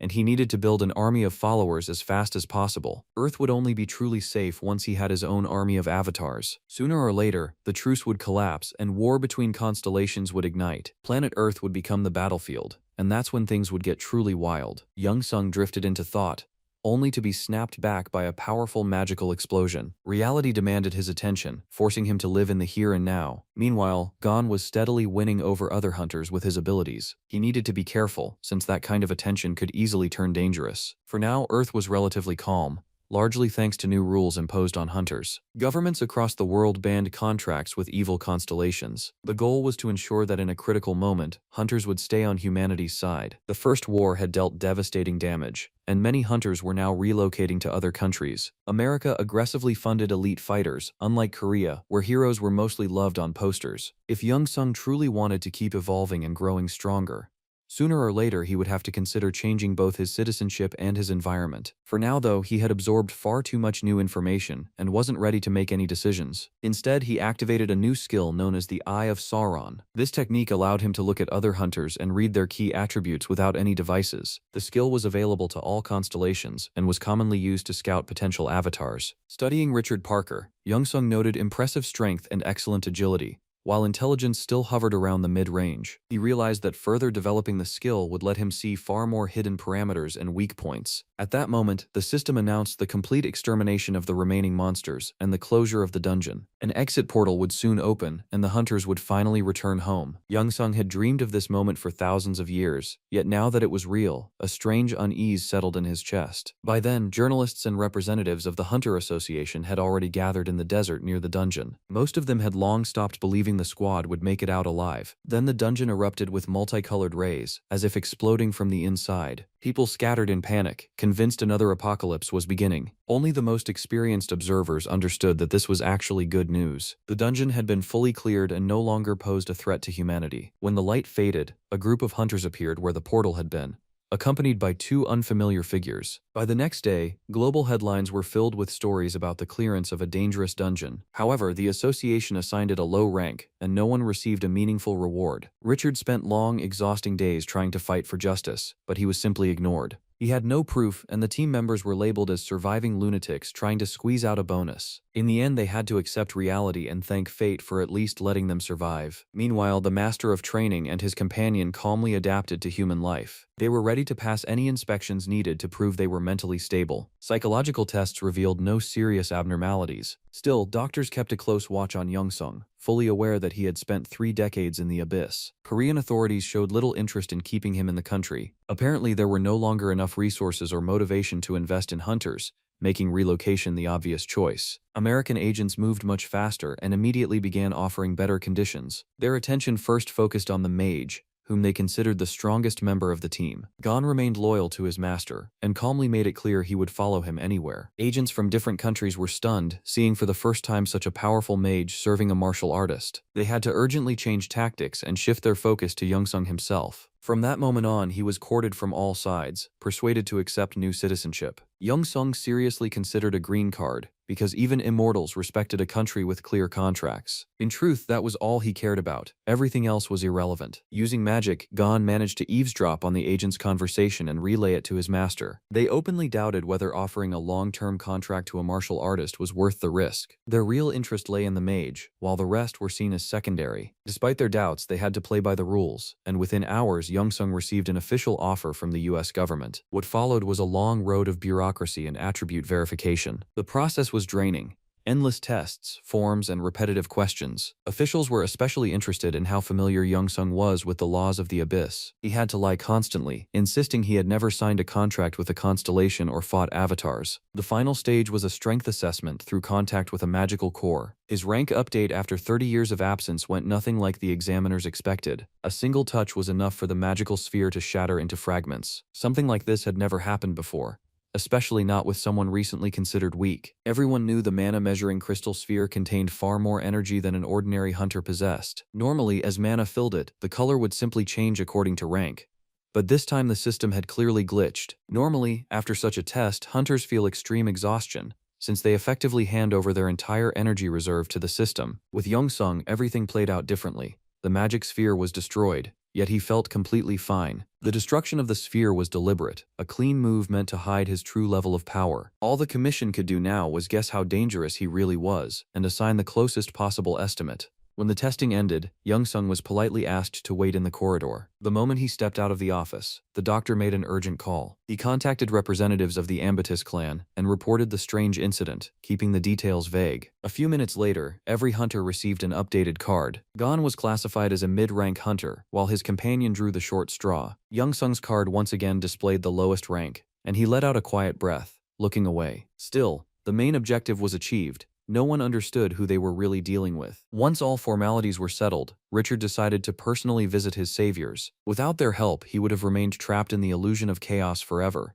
and he knew it. That was why he offered to take them to America and host them at his place for a while. Refusing such an offer would have been stupid, and minutes later they were already in the car. After endless years in the abyss, the comfort of the human world felt almost unreal. On the way, Youngsung recalled that exactly 1 year ago on that very day, he had defeated the Great Wolf. He never forgot that moment, because it was the first time he truly felt like a living legend. It all began with goblins dropping to their knees and worshipping his strength. They even built a slime bath so he could wash off after the battle. Some goblins were ready to offer their own children as sacrifices to the new king. They thought it would please him, while Youngsung at the time wanted to sink into the ground from sheer embarrassment. Now it was clear why Richard was so desperate to repay the one who had saved his life. In a way, he resembled the goblins, just in an expensive suit and with a god complex. Growing slightly bored, they shifted the conversation to America and the current state of life there. Richard openly admitted that he was the son of a powerful businessman and had never denied himself anything. They talked like old acquaintances, and time slipped by unnoticed. None of them realized that at that very moment, a mysterious man was closely watching the car. Seconds later, the limousine was abruptly cut off by a bright red Lamborghini. The hunters inside instantly went on alert, ready for a fight. They had no idea what to expect until the driver reported that there was only one person ahead. Youngsung tensed and decided to look the man in the eyes himself. The stranger's figure was hidden by sunlight, standing with his back to the setting sun. Taking a few steps forward, he revealed an eccentric outfit and a confident, predatory stride. His gaze was locked onto Youngsung, as if searching for traces of the past. Richard Parker and his security immediately recognized Juan, known in business circles as the Dragon. He was another successful tycoon, and his appearance in the scorching desert felt out of place. Richard was certain that Juan had come for him. That illusion shattered quickly when it became clear the Dragon's interest lay elsewhere. He walked past Richard Parker and stopped directly in front of the invincible master of training. A brief pause followed, and Youngsung finally recognized a face from his past. Standing before him was his former guild boss, the man who once supported him and gave his first guidance. Over the years, he had changed beyond recognition, becoming a true alpha of this world. They had not seen each other in a very long time, and in that span, Juan had built a massive corporation. He had also divorced more than 20 times, earning a reputation as an incurable heartbreaker. Even the bodyguards hesitated to interfere. No one wanted trouble with a top-tier hunter. For Young Sung, the situation felt overwhelmingly complex, and he honestly couldn't grasp how it had come to this. The last time they met, Wan led a weak clan that handled low-level dungeon clears. Back then, he was insecure and constantly preached caution when facing monsters. Everything changed 2 years later, when the invasion of evil constellations erupted across the entire world. Back then, Seoul turned into a full-scale bloodbath, and every hunter had to go all in. There was no other option. Cautious tactics meant guaranteed death the very next day. Wan never wanted to become that kind of man, but circumstances forced him to change forever. Thanks to hunters like him, South Korea managed to purge the sticky corruption of the other world. The monsters were wiped out completely, and Dragon Wan awakened his true abilities. From that day on, he and his allies became living heroes. The government handed them gold medals, and that was where the celebration ended. The heroes received nothing but loud titles and were forced to heal their wounds with their own money. They never got a proper pension, social support, or the real privileges they had earned. Many Koreans were left disappointed with the authorities and had no idea what to do next. They had risked their lives for the country, only to be left with nothing. Wan now laughs at those events because they shattered his old life and opened the door to a new one. He moved to America and realized that some countries still respect heroes and powerful hunters. He built a massive corporation, earned millions of dollars, and carved his name into history. He was 63 years old now, still in peak shape and nowhere near slowing down. Young Sung, on the other hand, had barely changed and remained the same calm, quiet guy. When his friends found his farewell letter, they couldn't believe he had truly gone into the abyss. Everyone was convinced he had lost his mind and would never be heard from again. From that moment on, the master of training was considered dead,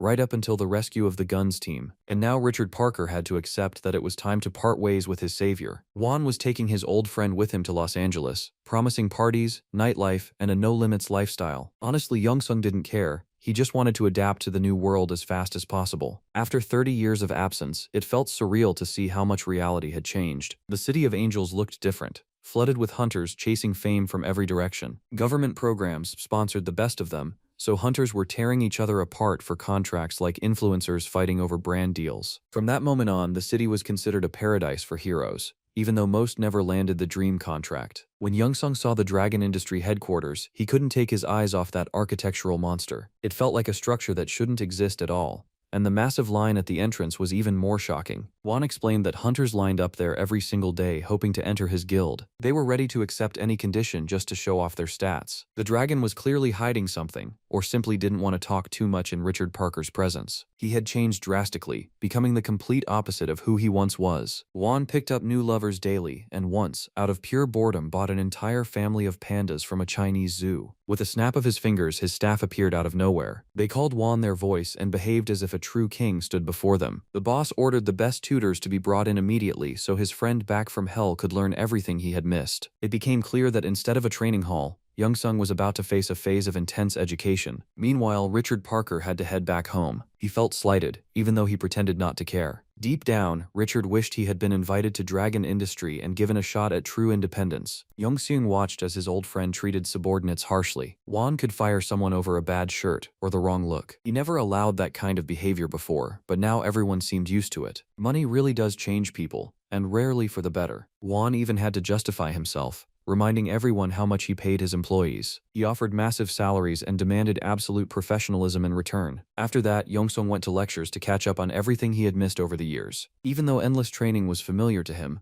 knowledge about his home planet felt especially important. He carefully wrote down every word until the material was fully absorbed. Now Youngsung knew that evil constellations had taken over China, North Korea, Europe, and South America. Cities burned and nations clashed, but at some point the war forced them onto the same side of the barricades. After Korea was liberated, many heroes left the country in search of a better life and real opportunities. Dragon Wan was the clearest example. He started from nothing and now stood among America's top hunters. He walked into boardrooms without security, signed contracts without reading them, and decided people's fates with a single nod. It had to be said, Youngsung was incredibly lucky to secure his old friend's support at this exact moment. Without that backing, he could have easily been used by people who should never be trusted. Fully trusting Wan, the master of training directly offered him to become his avatar. Wan was clearly not ready for that turn of events, and for a second thought his friend came back from the abyss hooked on something heavy. After that, Youngsung chose a patient approach and decided to prove his strength through actions, not words. A few days later, they went together to a training arena in the very heart of Los Angeles. From the outside, the building looked like a massive glass greenhouse, but that impression was a lie. Stepping inside, Young-sung scanned the arena and thought it felt too calm, almost boring. Everything changed when Wan snapped his fingers and blinding beams of light flooded the entire space. He explained that hunters now trained using cutting-edge next-generation technology. In essence, it was an advanced virtual reality capable of recreating any combat scenario. Set the right parameters, and a hunter could polish any skill to absolute perfection.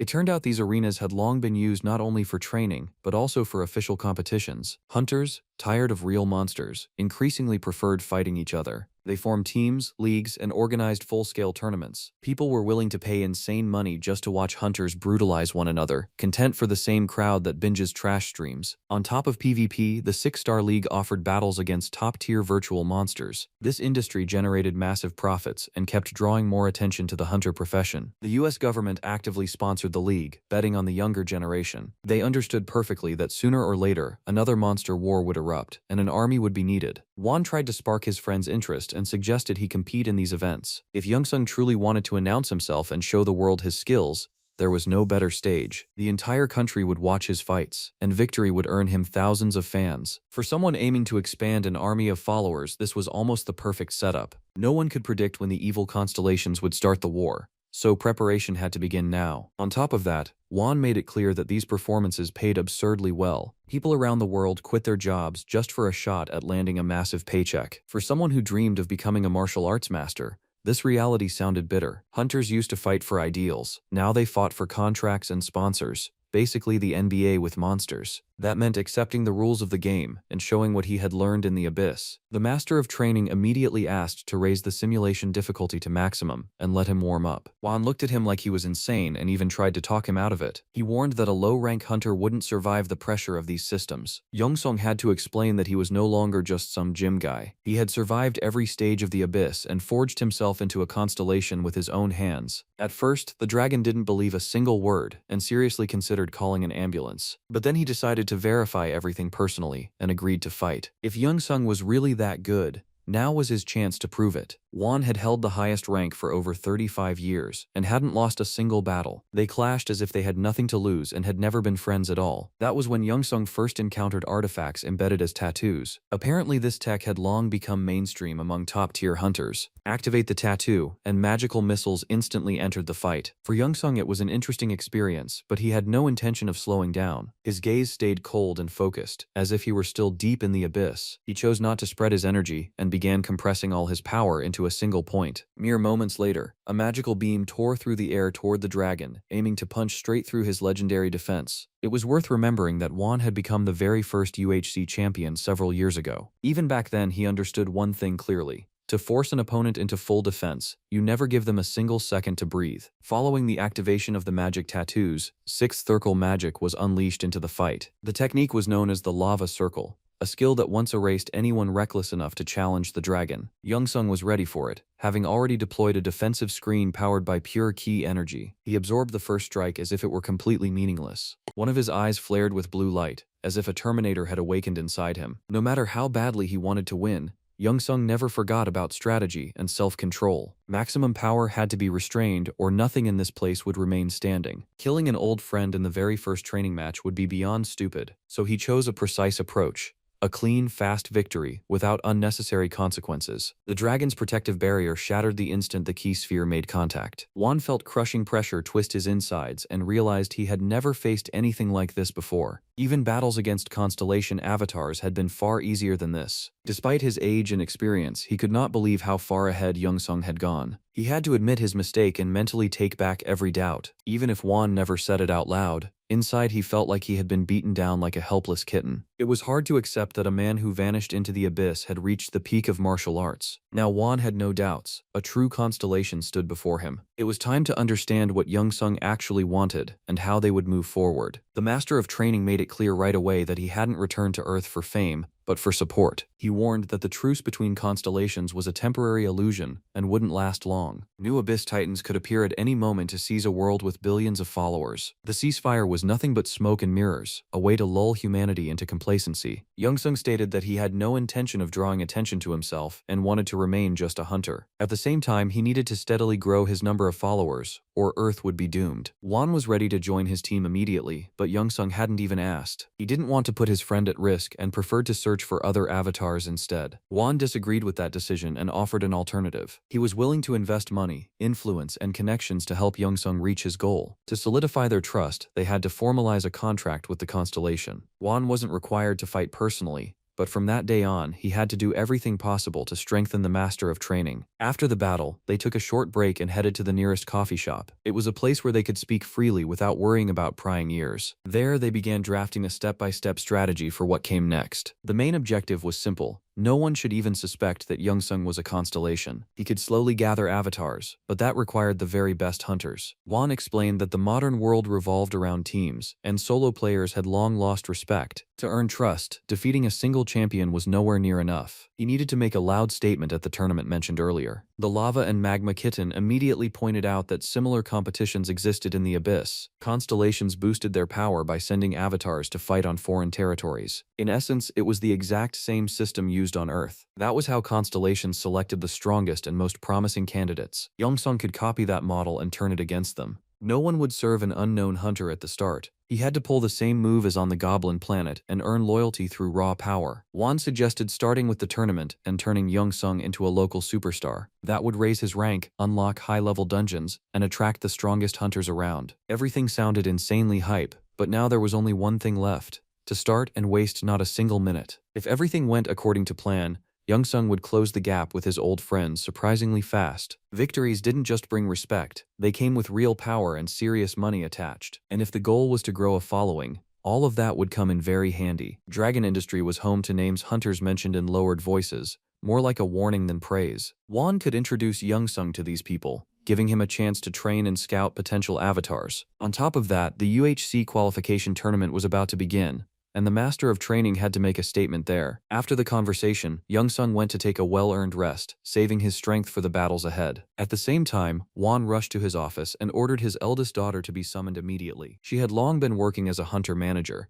and her experience could drastically speed things up. If his eldest daughter became Youngsung's manager, building a successful career would take no time at all. The problem was that Ain Lawrence had an extremely harsh personality. She had clashed even with the most dangerous hunters before, earning herself the nickname of a witch. Rumor had it her temperament was even worse than her father's, and joking around with her was a terrible idea. On top of being a world-famous manager, Ain Lawrence was also a mid-rank hunter herself. Youngsung had no idea what awaited him as he headed toward the massive arena for the qualification matches. He looked slightly lost, unsure of what exactly to expect from the tournament. Too many different kinds of hunters had gathered in one place. Some arrived in brand new convertibles flashing elite gear, while others looked like they had just crawled out of a sewer, dreaming of becoming superstars. Winning this tournament could turn nobodies into heroes, and that was exactly what Youngsung needed right now. Unfortunately, he didn't get much support from his assistant, who had gone way too deep into video games. The moment the guy bought a smartphone, he seemed to forget real life entirely, a textbook victim of endless scrolling and short-form brain rot. At the very end, Gon still wished his boss luck, promising to root harder than he ever did for his own Subway Surf high score. While Youngsung prepared for his match, the tournament lounge was buzzing non-stop. Journalists, TV crews, and recruiters from various clans had all gathered there. One of them was named Sid, present under direct orders from his boss. His job was to watch the fights and recruit the most talented hunters into his clan. But today he had a special mission, because a highly curious individual had appeared in the qualifiers. The system had flagged that a hunter named Youngsung had broken a magical power measuring device. That meant the guy might possess abilities impossible to evaluate with standard methods. During the tournament, he was expected to reveal what he was truly capable of. Sid had to keep a close eye on Youngsung and make an offer at exactly the right moment. His boss had made it painfully clear: mistakes were not an option this time. If another guild snatched Youngsung first, Sid would be out of a job. That was bad news, since his mortgage had him in a chokehold stronger than any deal with the devil. He couldn't afford to fail and was ready to work at absolute maximum output. The tournament finally kicked off, and the master of training prepared for his first battle. Even while hiding his true power, Young Sung was ready to do whatever it took to win. His first opponent was already waiting on the virtual arena. A bald man in a bizarre outfit looked like he had wandered in from a low-budget Black Panther sequel. Since this was only the qualification round, there were barely any spectators. Still, every breath was audible, and the tension among the hunters was impossible to miss. Young Sung remained perfectly calm, something the journalists noticed immediately. The fight was broadcast nationwide, even if it mostly interested a narrow circle of professionals, especially those working in guilds and hunting for fresh talent. Many were surprised to hear that a low-rank hunter had dared to step into the arena. Fighters like that usually avoided risks, since one loss could cost them both their career and their health. On top of that, no one had seen a martial arts master compete in the UHC League for a long time. That was exactly why everyone wanted to see how his encounter with the so-called Black Panther would end. The massive bald brute charged forward in full beast mode, acting like a Marvel reject trying way too hard to stay relevant. Thanks to that relentless push, the opponent had clawed his way to mid-rank and genuinely dreamed of reaching the very top. The problem was simple and brutal. He had stepped into the ring against a man who had spent hundreds of thousands of years in the abyss. Young Sung had fought and defeated constellations, so facing an ordinary human was doomed to be predictable from the start. A single strike was enough to shatter facial bones and send the bald boar straight into a lights-out knockout. It was so savage that the few spectators nearly swallowed their tongues in shock. The referee froze like a statue and forgot to announce the winner for several long seconds. Just like that, Young Sung set a new record for the qualifiers, ending the fight 3.5 seconds after it began. The word success didn't even come close, because what had just happened broke every familiar frame. As the opponent was rushed to the trauma unit, the audience struggled to process what they had just witnessed. Sid watched the birth of a new legend with his own eyes. He immediately dialed his boss to report what had happened.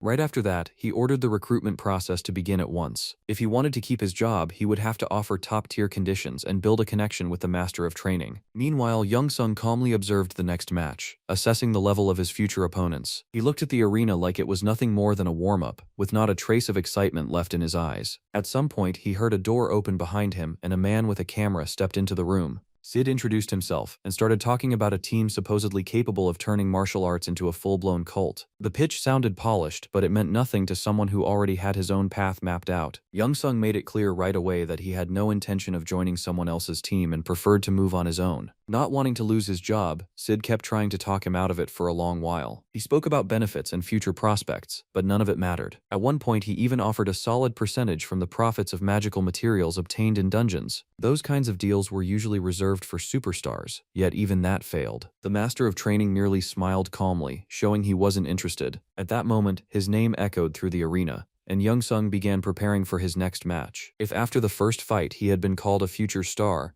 now everyone wondered what they'd say after a second win. This time, noticeably more people had gathered around the arena. Rumors spread fast. Young Sung stepped into the center of the octagon without any rush, eyes locked forward, as if he already knew the ending. He instantly analyzed Gregory Martinez and realized he was facing a level 81 hunter. To be fair, the guy was considered one of the best in his country and had come to America chasing fame. He had earned his reputation as an archer after once killing a giant monster with a pinpoint shot straight through the heart. Young Sung had no intention of playing on someone else's field and immediately forced the fight into close range. Gregory Martinez accepted the challenge and activated his magical lock skill. This technique boosted his damage and blocked most incoming attacks. The spectators gulped for air, barely holding together under the tension of the clash. No one had ever seen fighters of this level collide in a qualification tournament before. The magical lock had never failed. Until today, one strike was enough to shatter the defensive barrier and claim yet another victory. Now recruiters from different clans were ready to tear each other apart for this hunter. Sid nervously pulled at his hair, realizing he was one step away from unemployment. All around, people were already discussing the new hero and wondering whether he could defeat the next opponent. Very soon he would face Eugene Alai, the man who had been considered the tournament's main favorite. Before that, Young Sung had stepped into the arena for weeks without breaks, sending mid-rank hunters out on stretchers one after another. Not long ago, he knocked out a guy with a mohawk nicknamed Galubi without even breaking his breathing rhythm. Right after that, the resistance of Ralph from the Franklin clan was so weak the fight ended almost instantly. And after all that, he wiped out Eugene Alai without a flicker of emotion, even though that same morning Eugene had been called the tournament's top favorite. The audience got a new hero, but instead of hype, a strange confusion lingered in the air. To them, Young Sung looked like a dangerous psycho who should probably be locked away before setting another record for broken bodies in a single night.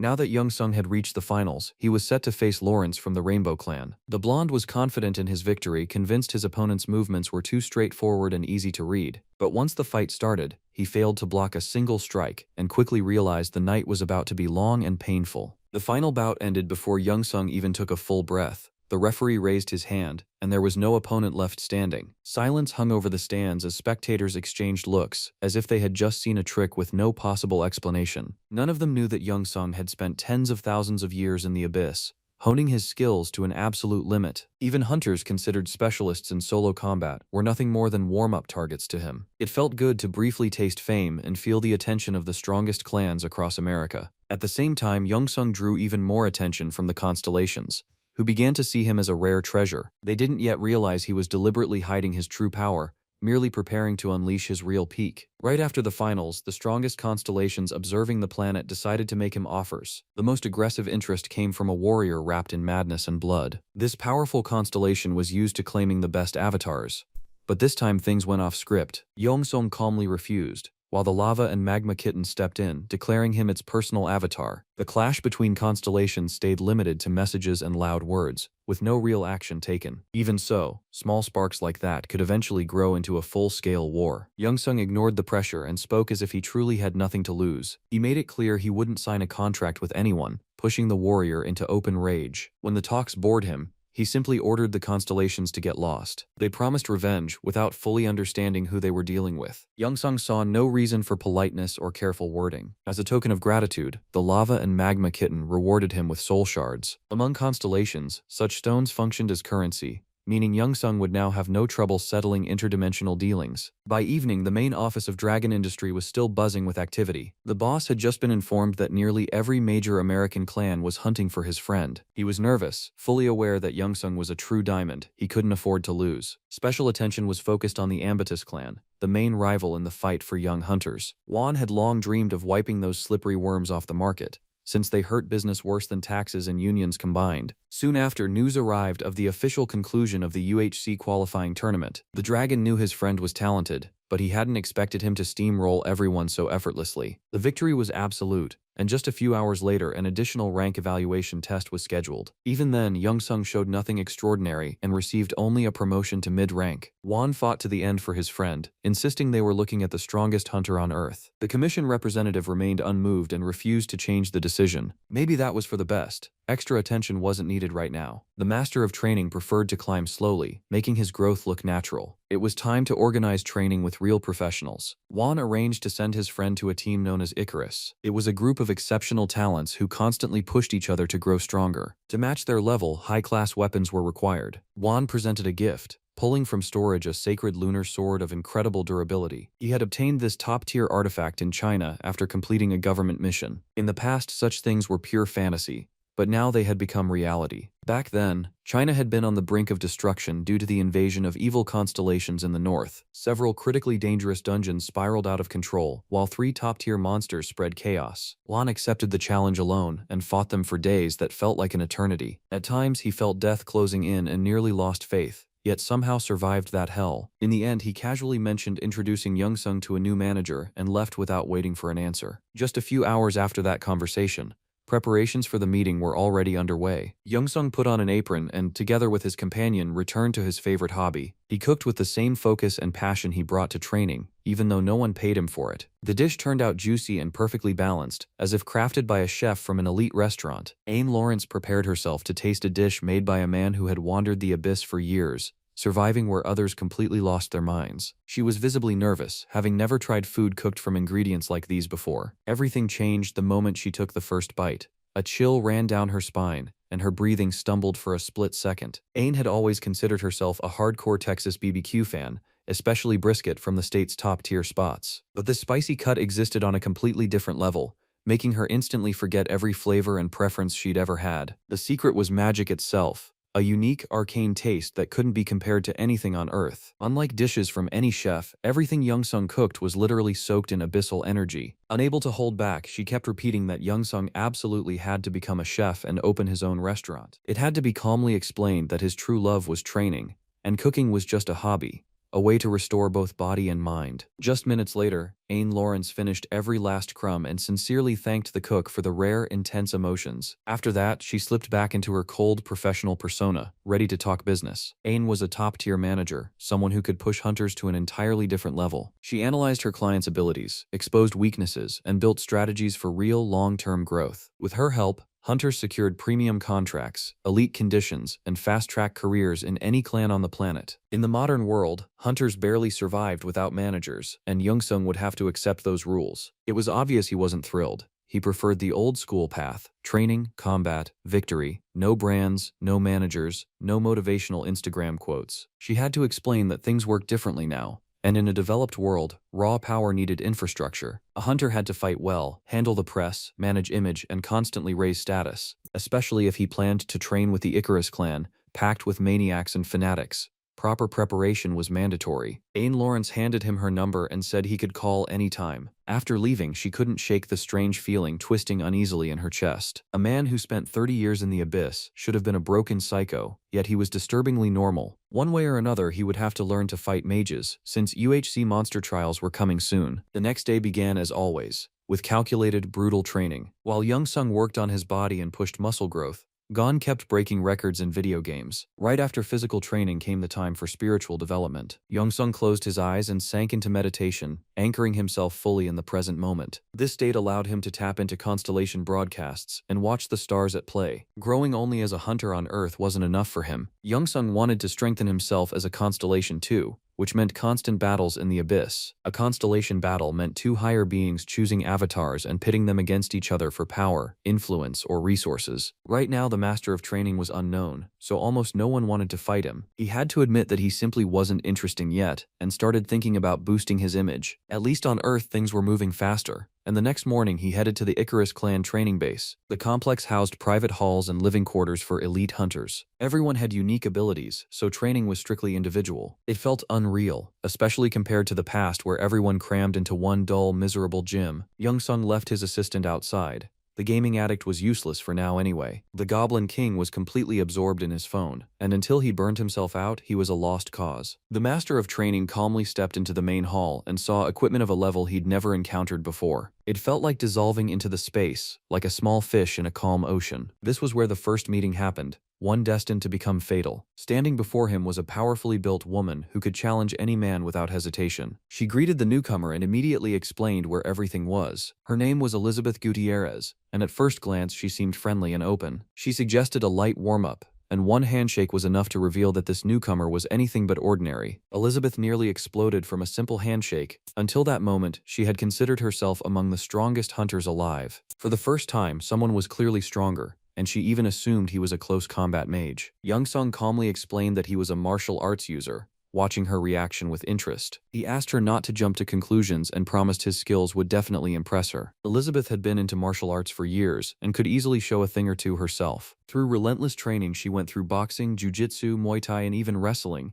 slowly turning her body into a living weapon. She didn't even bother taking a serious stance, throwing a brief glance as if the outcome was already obvious. If he was really that strong, there was no need for talk or theatrics. The truth could be tested right here, right now. Elizabeth led Youngsung to the hunter's training hall, where heavy punching bags hung around the ring instead of machines. A blonde guy covered in tattoos was already there, immediately locking onto the new face. His name was Anthony, and within minutes it was clear he suffered from an advanced case of main character syndrome. He believed himself smarter and stronger than everyone else, and was convinced his so-called unique skills would one day conquer the world. Anthony had long crowned himself part of the clan's elite, and generously advised Youngsung to listen very carefully to his wisdom. In reality, he was just another narcissist, not worth attention or time. Once Anthony finally disappeared into the locker room, Elizabeth suggested a proper warm-up. They stepped onto the wide ring and prepared to collide in an honest spar. She looked relaxed, not even considering that this confidence might come at a brutal price. The moment the spar began, Youngsung instantly closed the distance and punished her hard for losing focus. Letting a martial artist get close was the first rule of Fight Club: you never break. Within seconds, Elizabeth had no doubts. This was real talent. Youngsung struck from impossible angles, displaying terrifying speed and shameless confidence,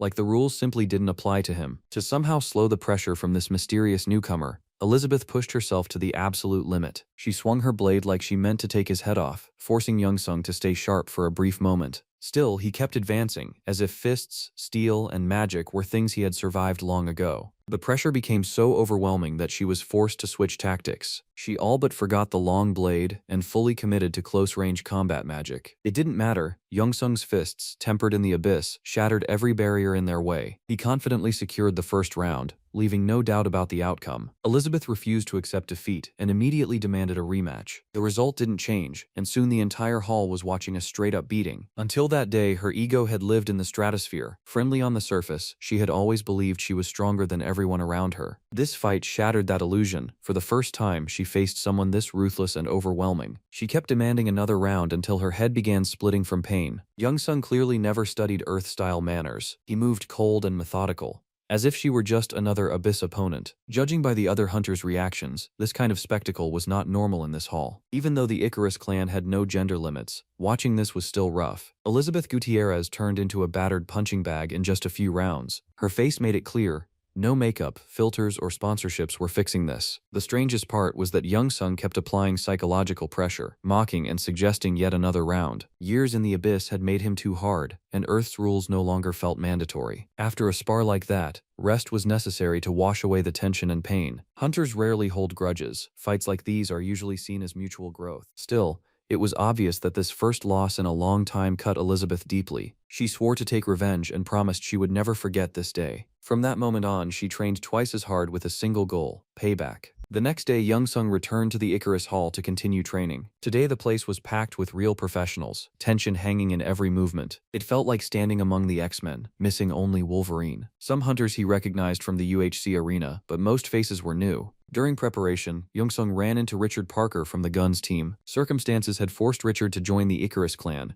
making him part of this group as well. Soon after, the clan's mentor appeared, a high-rank hunter named Ernest. He brutally ordered everyone to shut it and made it clear that anyone breaking discipline would end up in a trash bin outside the hall. Spending only a few seconds on a dry welcome for the newcomers, he immediately jumped straight into the core of the training. During his speech, Ernest reminded everyone that a hunter's main weapon was neither artifacts nor magic, but their own hands. Youngsung knew that truth too well and even spoke it a split second before the instructor, as if finishing the thought for him. That blind yet unshakable belief in himself had made him a champion back when the whole world doubted the value of martial arts. For him, those were never empty words, even though others often saw such confidence as dangerous arrogance. Ernest warned that hunters had to be ready for anything that might happen in a dungeon or the depths of the abyss. Right after that, he triggered a burst of magical light, and many felt their knees betray them. It was hard to put into words. The pressure made even the most experienced and cold-blooded fighters doubt themselves. Only Youngsung kept smiling, mostly because a Goblin King partner stood nearby, clearly not giving a damn about what was happening. Anthony kept throwing looks at the main character, silently challenging him to an unspoken contest. The guy was insanely self-confident, and today felt like the perfect moment to see what he was actually worth. Ernest announced that the trial would be done in pairs, since a hunter must be able to protect not only themselves but also an ally. Using advanced tech, a top-tier illusion was activated,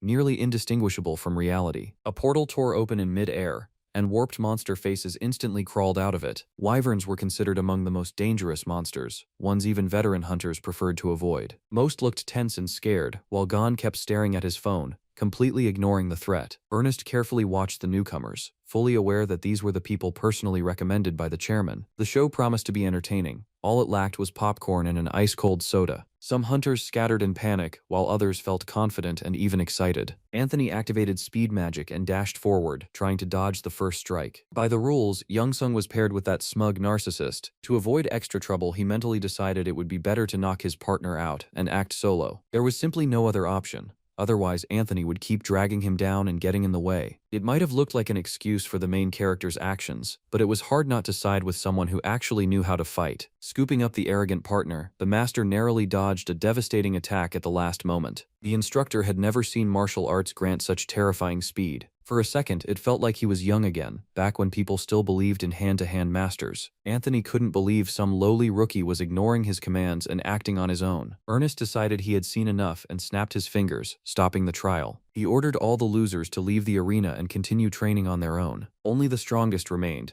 those who would have to endure the next attack. This time the strike would come from below, and only Youngsung sensed the danger seconds before it began. Anthony, as usual, was lost in dreams of greatness and completely missed the real threat. Youngsung had to drag his partner again, since Anthony's combat intelligence felt like an NPC from a tutorial mission. A massive fanged skull burst from underground and immediately started devouring everything around it. The ancient sandworm that devoured stone was considered long extinct, but technology recreated it with terrifying accuracy. The monster attacked, reacting to the slightest vibration. Ernest clearly enjoyed the scene, reminiscing about the days when he himself fought such creatures. Only one of the trainees made him watch especially closely. It was the master of training, who had just dodged the worm's strike and instantly steadied his breathing as if nothing had happened. During a brief pause, while others desperately gasped for air, a stranger approached Youngsung. It was Smallwood Highmountain, a mid-rank hunter trying to understand how the master sensed the underground monster. Youngsung calmly admitted that a single sound had been enough to figure it out. After a short rest, training resumed, and the master of training continued to stand out from the rest. He dodged alongside two partners, then blocked magic one-handed, completely on his own. When Anthony fell under illusion control, Youngsung had to restrain his wild temper by himself. By the fifth round, the hunters looked like squeezed lemons, barely staying on their feet. That was when Ernest announced the warm-up was over and the real training would begin soon. The next stage would be a dungeon fully simulated using the clan's technology. Smallwood kept cracking jokes non-stop,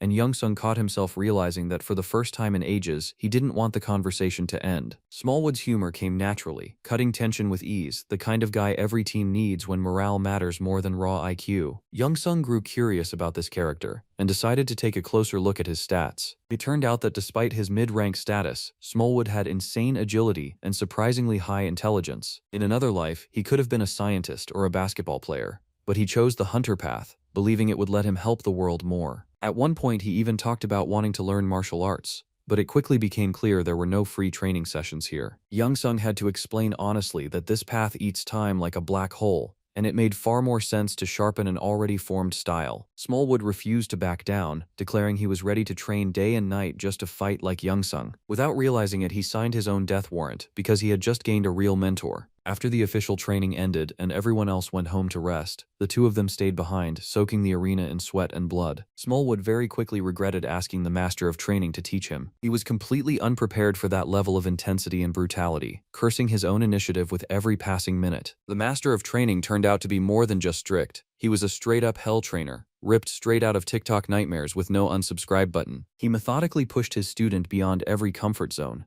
until tears actually welled up in Smallwood's eyes. Even so, Smallwood trusted his mentor and forced himself to rein in his emotions instead of breaking down completely. That was when his inner energy finally began to awaken, the first real step toward mastery. Even Youngsung hadn't expected the process to go this smoothly, since this was his first time teaching anyone. As inner energy came under control, Smallwood started to feel his body and movement rhythm more clearly. His strikes grew faster and sharper, and at some point he genuinely believed he could climb far higher in rank. The next morning, the hunters gathered again at the training arena and went through an especially brutal warm-up. Today, Ernest clearly planned to shock the newcomers again and shove them out of their comfort zones. He announced that teams of 6 would be formed to enter a dungeon and clear it fast and clean. The air heated up instantly, predatory determination flashing in hunters' eyes like wild tigers about to leap. After the late-night training, Smallwood felt confident and truly believed this time things would go his way. Ernest distributed the teams quickly, and Youngsung found himself in a very curious lineup. Beside him stood Richard Parker, Ernest himself, the gifted Smallwood, the unbreakable Elizabeth Gutierrez, and one unfamiliar hunter. It almost felt intentional that the Goblin King wasn't paired with him.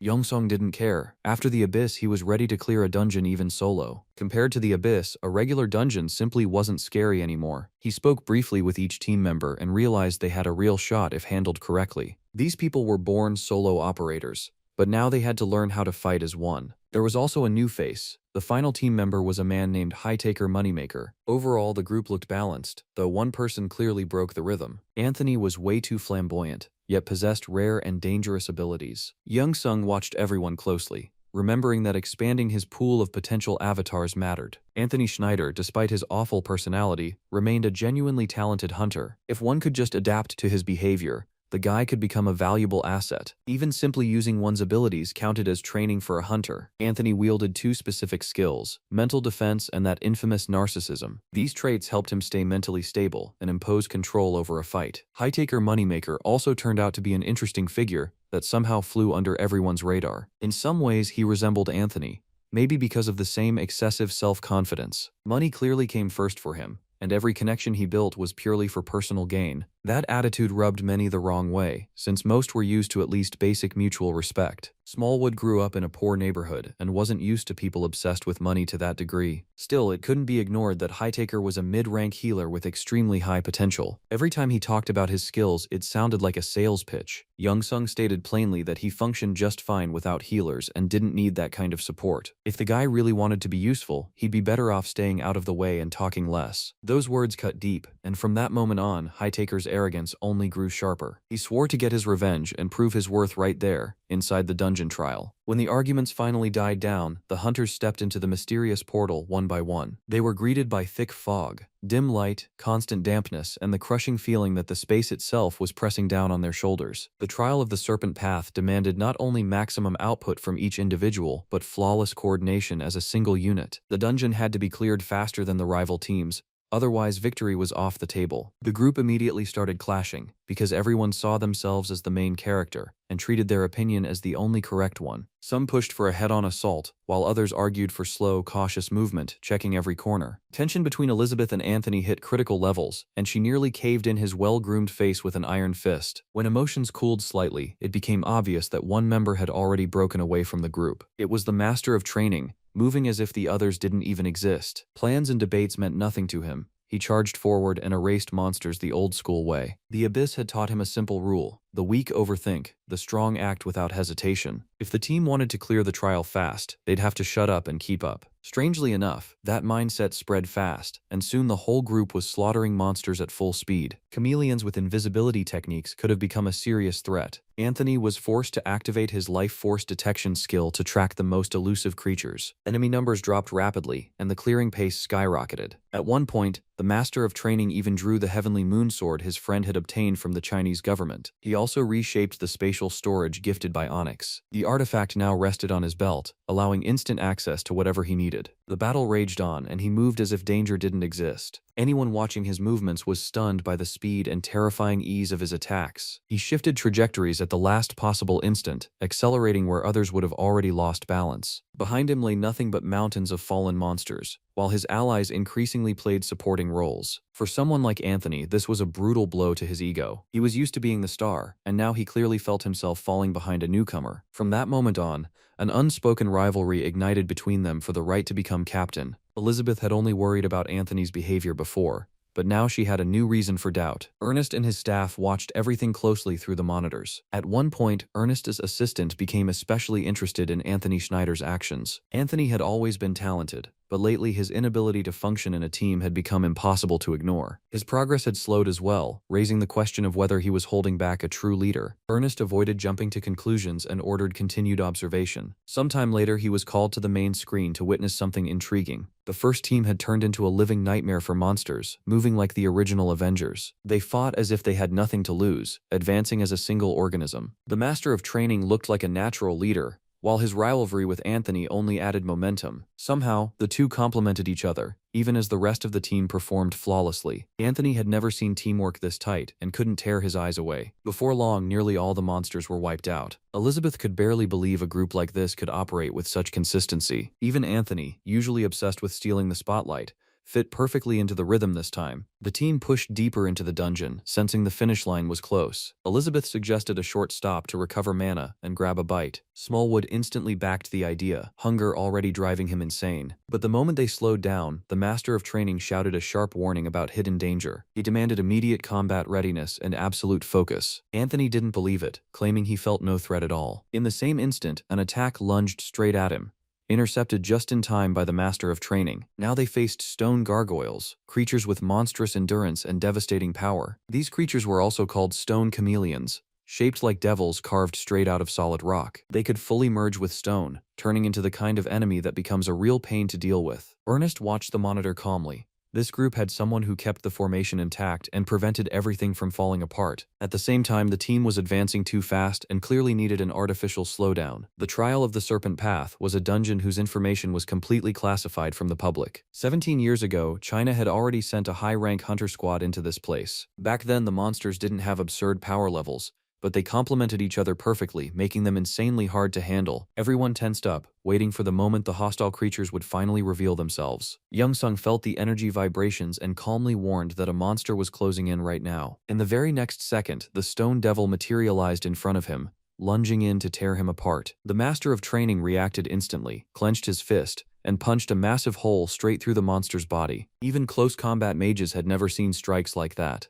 This technique belonged exclusively to martial arts masters. Ernest fully realized that endless training in the abyss could push someone to a completely different tier of power. Young Sung blocked the first assault, and the remaining monsters retreated into hiding for a while. It felt like they were afraid to make the next move, switching to a waiting game. The difficulty of the trial was off the charts, as if Ernest had deliberately thrown them into hell. It was the kind of instructor mindset that loved dragging students far beyond their comfort zones. After some time, the hunters finally made camp, deploying a high-tech tent. They looked at their captain like a caveman staring at something shiny for the first time. Years in the abyss had made Young Sung miss the technological leap, and he didn't even know what ordinary drones were. There was no longer any need to leave someone on watch while the rest rested. Activating a drone and linking enemy detection magic was more than enough. Any mage could use this setup with ease, including Hightaker. For the first time during the entire raid, he was genuinely useful and executed everything flawlessly. In combat, he rarely took risks, but situations like this brought out his best side. Even if he was still obsessed with money, writing him off would be a mistake. When Young Sung stopped, everyone fell silent.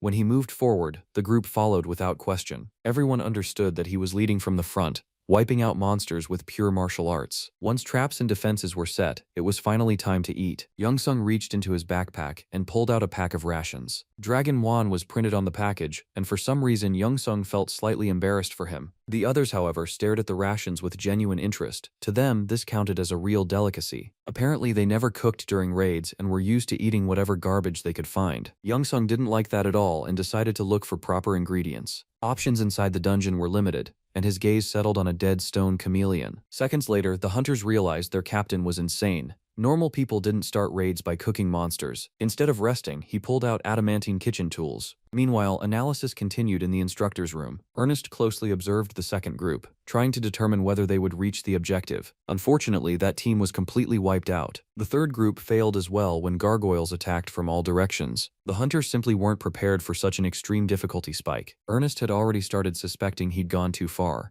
but then he was shown the feed from the first team. There was no chaos or screaming on screen. Guards surrounded the tent, and at the center, Young Sung calmly laid out loot like it was a casual picnic. The team captain held a frying pan, butchered the dead chameleon, and cooked something that looked like a masterpiece. He immediately made it clear that this meat was no ordinary ingredient, but something special. At first, the allies were skeptical, but the moment the smell hit them, they reacted like starving animals. Right then, it became obvious that the entire raid ration supply could be tossed straight into the trash. That was when things got interesting, because Young Sung had promised nothing and definitely never said he would share. Anthony stepped forward, declaring that someone this exceptional naturally deserved the best piece. He showered the chef with compliments, and Young Sung decided to show mercy to that self-obsessed kitten. The moment the narcissist tasted the rice with meat, he couldn't hide his genuine shock for a long time. He flooded Young Sung with praise and felt, with pure disbelief, how magical power restored itself in mere seconds. After that, everyone else rushed forward, demanding their share of the delicacy. They loudly promised loyalty even in the worst situations, ready to fulfill any request their captain might have. Young Sung had no choice but to take pity on these desperate hunters and give them emotions they would never forget. From that moment on, ordinary food was dead to them.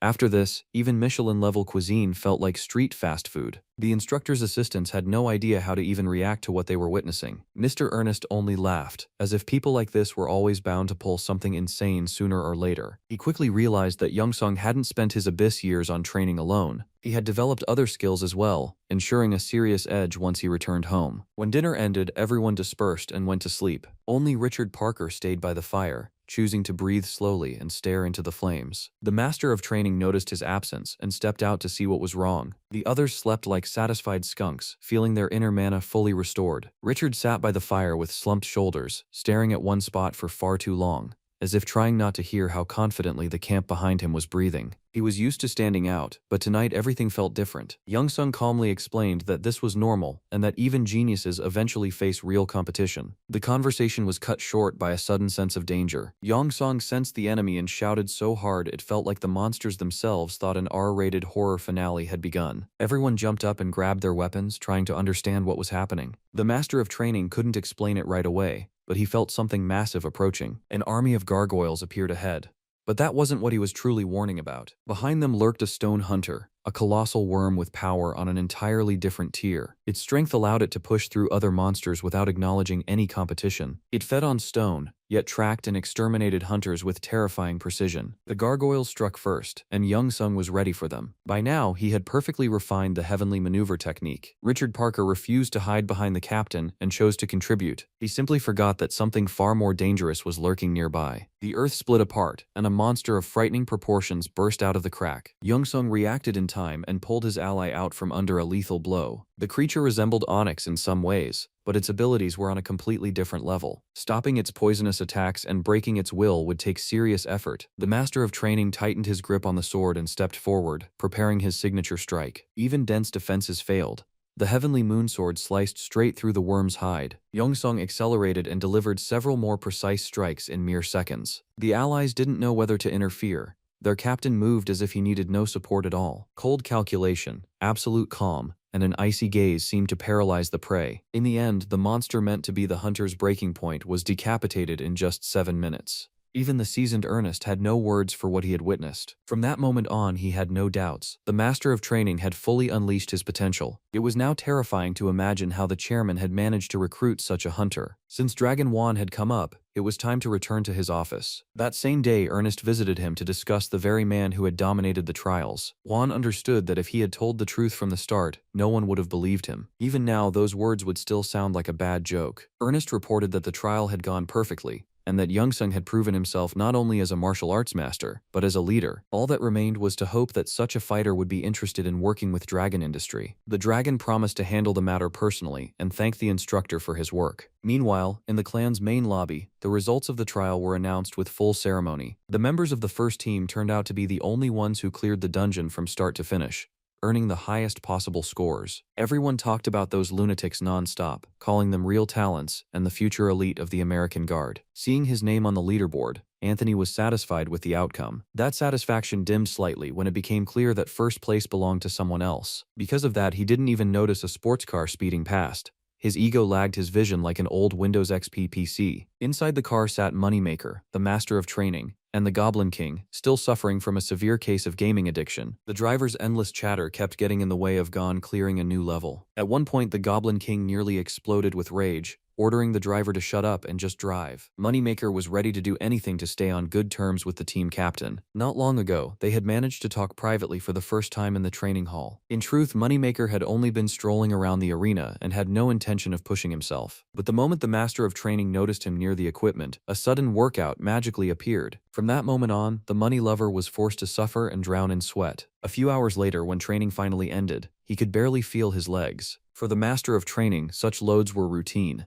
something he had grown used to long ago. To unwind a bit, Moneymaker suggested driving around the city, seeing new places, and broadening their horizons. The idea landed well and was accepted without hesitation. Deep down, the Master of Training understood that Moneymaker simply wanted to stay close to a talented captain. There was nothing surprising about it. Most people gravitate toward leaders. That day, they planned to walk through a district known for its black market. The place was also called the City of Luck, since this was where the most questionable goods could be found. During the walk, the Master of Training felt nothing unusual, even though he was being closely watched the entire time. Figures with gleaming eyes beneath black hoods followed his every step. Their master had been insulted, and they had come to avenge the constellation of madness and blood. Moneymaker had hoped to buy interesting artifacts, but everything went sideways. Instead, the group bought piles of ingredients, as if preparing for a cooking show. After the shopping spree, Moneymaker suggested stopping by an auction. It was supposed to be especially interesting for someone who had spent many years in the abyss. As soon as the guard learned they were representatives of the Icarus clan, they were escorted inside immediately. First, they had to rent proper clothes and change.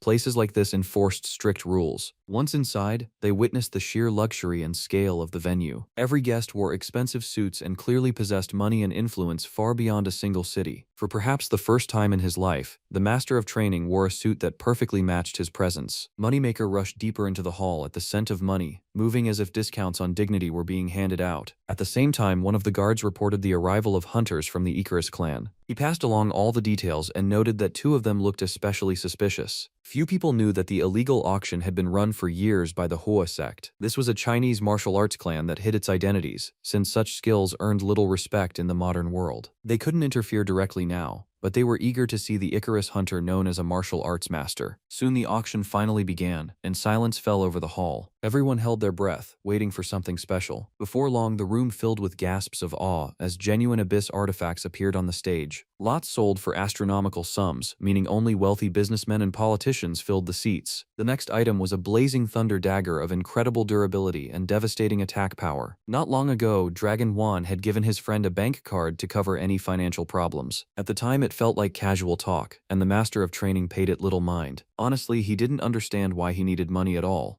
since his thoughts were consumed by training. But first came ingredients for cooking, and now the urge to fight for an auction lot awakened. $8,000 later, the blazing dagger became his. A surge of adrenaline washed over him, his heart pounding faster, like he was once again standing on the edge between life and death. At the very moment victory filled his veins, a strange figure in a black hood appeared behind him. Blood-red eyes locked onto their prey, promising that payback was already on its way. The figure hissed that no one walks away alive after insulting the constellation of madness and blood. All the previous fools were already rotting in the dirt, and today the constellation's avatars intended to do the same to him. While security rushed to stop the dangerous fanatics, the master of training calmly prepared for battle. There wasn't a trace of fear in his movements. He assessed the situation instantly and even allowed himself a faint smile. The warrior constellation had generously flooded its avatar with hatred-fueled power, meant to take the offender's head. The warrior had no idea he was facing another constellation, one that had long forgotten how to fear. Against these two monsters, any UHC fight looked like a cheap stage show. Only here could one witness real special effects and the true level of combat. To avoid harming civilians, the master of training stepped closer to the stage, where there was enough open space. The Goblin King clenched his relic, ready to personally cover his master. But the master chose to fight alone and calmly signaled for his companion to stay back. In a battle like this, the heavenly finger was unavoidable, a technique that pierces any barrier. The first clash made it clear at once. This was a fight of blood against light. The avatar trusted completely in his invincibility and charged forward without hesitation. That confidence shattered the instant a crushing blow to the stomach knocked the air from his lungs. His breathing broke, and for several seconds he couldn't even inhale. The guards were afraid to interfere. They had never seen martial arts at this level. To avoid falling immediately, the avatar tried to use his opponent's blood as a source of power.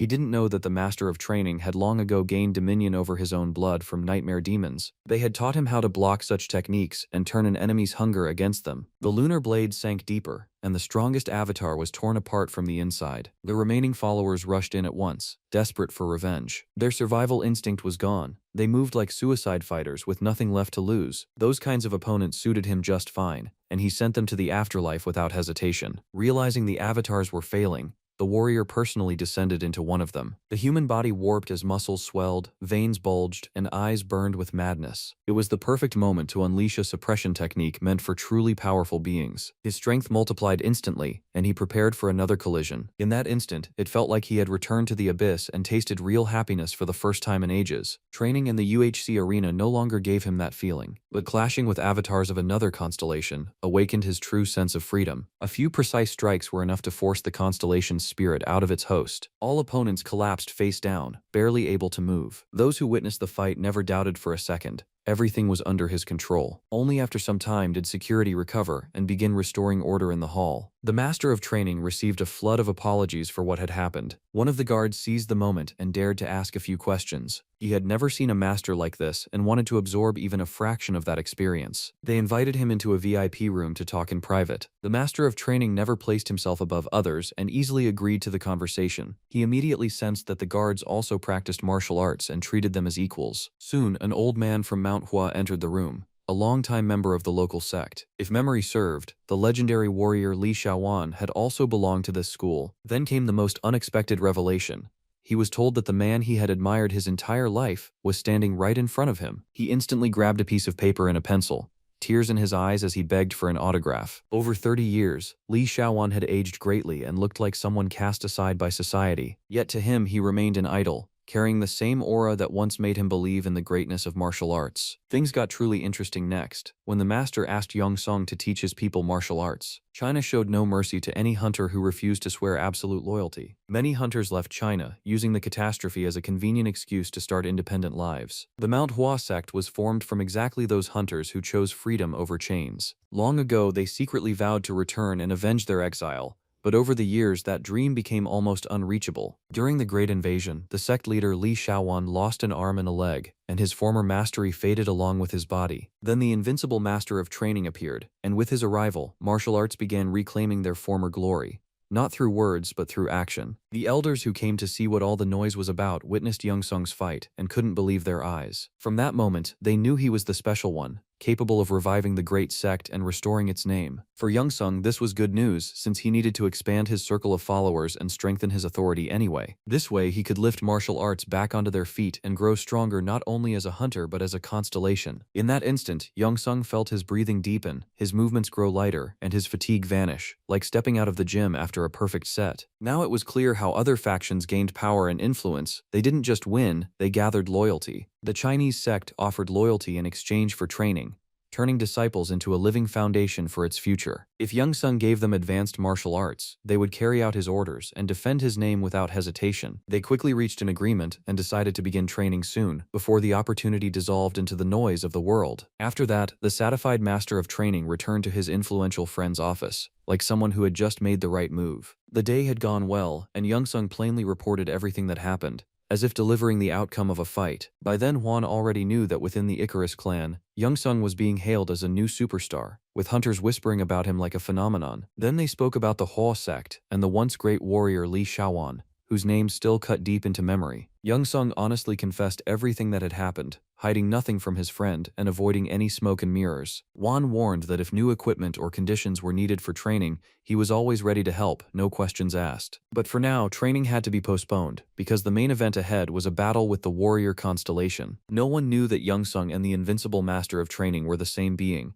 so he switched masks cleanly and calmly, making time for everything. The next day, the so-called Game of Stars unfolded in the depths of the abyss, and the ether itself felt stretched tight like a wire. The invincible master of training accepted the challenge and prepared for battle, as if returning to a place where everything is decided by a single strike. He declared that he had an avatar named Yongsung, and that this avatar would personally step into the duel. The warrior accepted with delight, having long dreamed of crushing the slime from planet Earth in a public display. As a stake, he offered the Blood Fortress, a trophy obtainable only through an honest victory and a signed contract. Yongsung had little to choose from, but still found something to place on the table that sounded like a true challenge. If he lost, he would surrender the Cardinal of Plague and Darkness, a being capable of reversing time and breaking fate's script. Both sides agreed to the terms and signed a universal contract from which there was no retreat. In the event of victory, existential power would surge, and the master of training would ascend to a new level of influence within the abyss. After the contract was sealed, a flash of light struck the senses, and the avatars instinctively prepared for combat. The Cardinal of Plague and Darkness did not want to fall under another constellation's control, and silently hoped Yongsung would prevail. Preparations ended and the broadcast began. The universe launched premium content with no free trial. The main character faced a massive orc, a true titan straight out of a dungeon nightmare. The moment they clashed, the master of training felt the monstrous strength of his opponent, crushing even through the ether. He chose to begin by deflecting attacks and studying the orc, revealing nothing extra too early. It was necessary to find the monster's strengths and weaknesses before unleashing full power and breaking the Game of Stars. Raw strength was the creature's greatest trump card. A single swing felt like a chunk of reality collapsing. But its attacks were wide, crude, and slow, like it was smashing a wall instead of fighting a warrior. That meant acting first, reading the next move, and striking where defense was weakest. Clean, precise, no theatrics. Everything seemed clear, yet the pressure radiating from the orc was beyond words, felt even by the spectators. It resembled a typhoon that came not to win, but to erase an entire galaxy and leave only emptiness behind. Everyone watching the battle tensed instantly, as if they themselves were about to take that crushing blow. This applied not only to the monsters serving Yongsung, but even to the warrior constellation itself, which for the first time sensed real danger. No one could predict the finale, because for now the forces looked evenly matched, and a single mistake would cost everything. The initiative rested with the Avatar, as his constellation had already poured additional resources and energy into him. And beyond the abyss, within the domain of the Cardinal of Plague and Darkness, unrest was brewing as well. The air there already smelled of change. The cardinal felt it deep inside. His calm, confident life was about to get wrecked. If the master lost, the cardinal would be forced to switch planets and fall into servitude. A brutal career downgrade with zero chance of appeal. At first he had been completely hollowed out after losing to the master of training. But over time he realized that life as an avatar was way more interesting than expected. No one shoved dirty work onto him, and for the first time in ages he felt free from chains and imposed rules. When his fate ended up on the line, the cardinal raged for a long time, blaming destiny for being unnecessarily cruel. He even contacted his own constellation demanding answers, but Youngsung simply muted the noise. The master of training remained confident in victory, even with a massive, battle-hardened general of countless wars standing across from him. After several tense minutes of waiting, it was time to seize the initiative with total absorption magic. This technique allowed him to drain the opponent's energy and feed it back, turning enemy power into self-inflicted weakness. The first strike landed clean, and for the first time the orc felt his own blood running down his arm. In response, the warrior constellation flooded its avatar with an extra energy source, and from that moment on, pain stopped registering. A fight that was supposed to be a casual stomp turned into pure hell right in front of every spectator. Maybe Youngsung had slightly misjudged the timing and challenged a constellation of this caliber a bit too early. Right now, the sixth circle of a magical skill known as the Crimson Strike was closing in on him. The defensive barrier had to endure maximum pressure, or the outcome would be sealed. The monster expected victory, and when everything detonated around him, he froze, waiting for the end. When the smoke cleared, it became obvious. The human from Earth had not only survived, but was ready to keep going. He acted as if he hadn't even felt the blows, instantly activating absorption again without hesitation. At that moment, the master of training began draining his opponent's power, deciding the fight with ruthless efficiency. Mad energy leaked out of the orc's body, slipping away like sand through open fingers. He resisted desperately, but the strength kept draining, leaving nothing but emptiness behind. Stripped of his main advantage, he could no longer compare to the invincible master of training in any way. Youngsung shoved him back with both hands, and the monster crashed to the ground like a sack of trash. Nearly out of strength, the defeated general wanted the fight ended as quickly as possible. He curled in on himself, waiting for execution. But Youngsung didn't rush the decision. Once a duel is over, killing the opponent isn't mandatory. Those are the rules of abyssal combat. The warrior hid his emotions, but rage boiled inside him, barely contained by pride. After the constellation battle ended, the invincible master of training received an additional surge of power. The constellation of madness and blood automatically forfeited the blood fortress,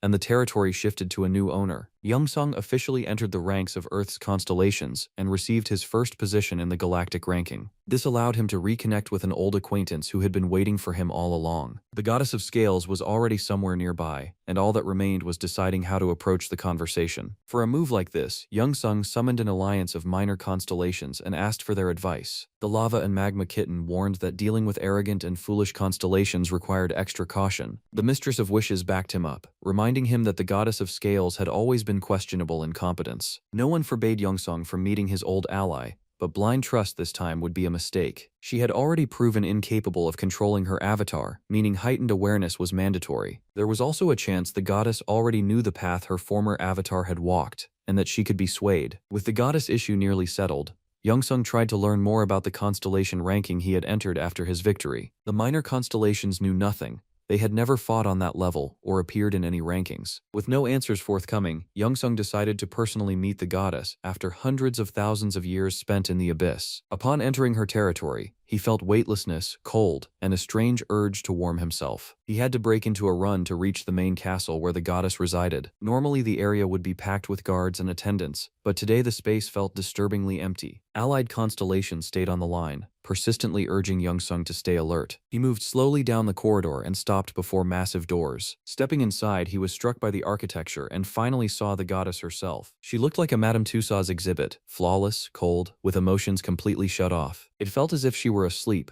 or deliberately ignoring the uninvited guest. He hadn't even chosen his words yet, but the goddess took control of the situation herself. As if she had completely lost her mind, she started bowing, breaking down in tears and apologizing non-stop for condemning him to wander the abyss for endless years because of her mistake. It took serious effort to calm her down and explain that this kind of abyssal training had actually been something he enjoyed. All the other avatars accused the goddess of a stupid act and even turned away when Youngsung was finally lost in the abyss. The goddess stepped forward without a trace of doubt, as if Youngsung had merely stepped out of the next room and returned late. At that moment, she was absolutely convinced that the avatar of a new constellation stood before her. She had no idea what kind of path this man had walked, or that invincible master of training was not a title, but a hard fact. Youngsung spoke on behalf of his constellation and offered the goddess an alliance with the master of training. The goddess had to admit that too much had changed since their last meeting. It turned out she had been left with almost nothing and could barely be called a full-fledged constellation anymore. Once she had power, authority, and influence within her own galaxy,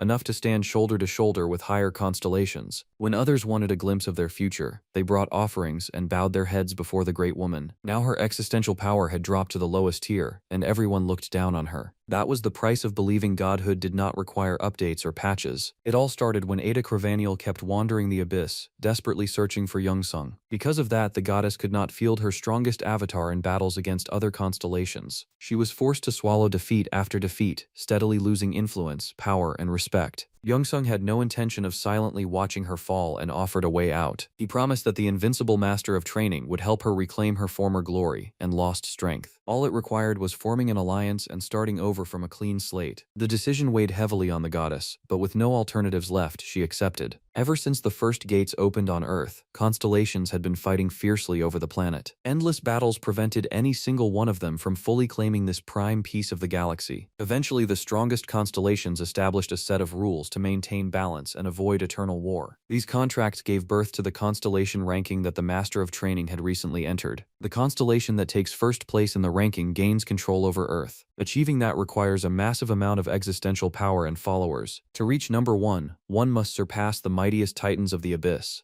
A challenge far from simple. The goddess was sitting at rock bottom of the rankings and never even dreamed of leadership. Youngsung, however, had far better odds, which is why she was willing to transfer part of her power to him. A single touch was enough to trigger the energy transfer. As a result, the Master of Training gained a new ability, clairvoyance. For brief moments, he could now peer into an unseen future and perceive what was hidden from others. With all matters settled, it was time to leave her planet and return home. On the way back, Youngsung contacted his allies and asked for their opinion on the new alliance. The goddess of Scales listened in silence, without interrupting or asking questions. A reaction that even the Mistress of Wishes found suspicious. Most likely, she would be useful during harsh trials if she managed to regain her former power. Still, there were concerns she might harbor resentment over Youngsung outplaying her favored constellation. The Mistress of Wishes advised Youngsung not to entrust the Goddess of Scales with important tasks, and to simply observe her for now. As a final note, Youngsung invited his allies to participate in constellation battles, but they pretended not to hear him. Those cowards were still afraid of real fights, and could not be relied upon in the future. After returning home, the main hero met a visibly tense Juan, who had been waiting for news the entire time. He relieved his friend by explaining that the warrior constellation was no longer a threat to Earth. They sat down together and spent a long time dissecting every detail of the battle. Then the dragon asked for help, admitting that this time money would not solve the problem. At that moment, a guard unsuccessfully tried to stop Lawrence, who completely ignored him. She stormed into the office and immediately started throwing around top-tier insults. At first, it was unclear who she was yelling at, until Ain explained that Youngsung had not answered her calls. She looked like a demon who had come to rip out his soul and drag it into eternal suffering. Juan had to step in and ask his eldest daughter to calm down. After all, screaming like that at a guy whose phone had simply died during a constellation battle was a bit much. On top of everything, he had spent more than 30 years in the abyss, and modern technology still felt alien and awkward to him. The dragon was about to ask his friend for help, but it seemed his daughter had already decided to take the hunter with her. She was convinced that Youngsung needed to focus on his career right now, or he would miss the moment while every journalist still had their eyes on him. Once again, he would have to deal with things alone, because the dragon's daughter was famously relentless once she made up her mind. She grabbed Youngsung, put him in the car, and drove straight toward the eastern part of the city. She offered no explanations, acting as if the Master of Training was simply expected to understand everything without words. Before long, they arrived at a massive ship clearly prepared for an important gathering. Nearby, the strongest hunters knelt on one knee, greeting Miss Lawrence with absolute respect. A formal dinner was scheduled for tonight, and Youngsung would attend it together with his manager. He did not ask unnecessary questions, calmly headed inside, and entered the ship's restaurant. The kitchen was run by a head chef poached from one of New York's most successful restaurants. Whenever Youngsung heard about high-end cooking, it always sounded like an unspoken challenge to him. He immediately checked the chef's stats and confirmed that this was a worthy opponent. Minutes later, a waiter brought champagne, white wine, appetizers, and the main courses. It turned out that every time Youngsung tasted something new, the system automatically expanded his recipe list. Miss Lawrence looked thoughtful and slightly down,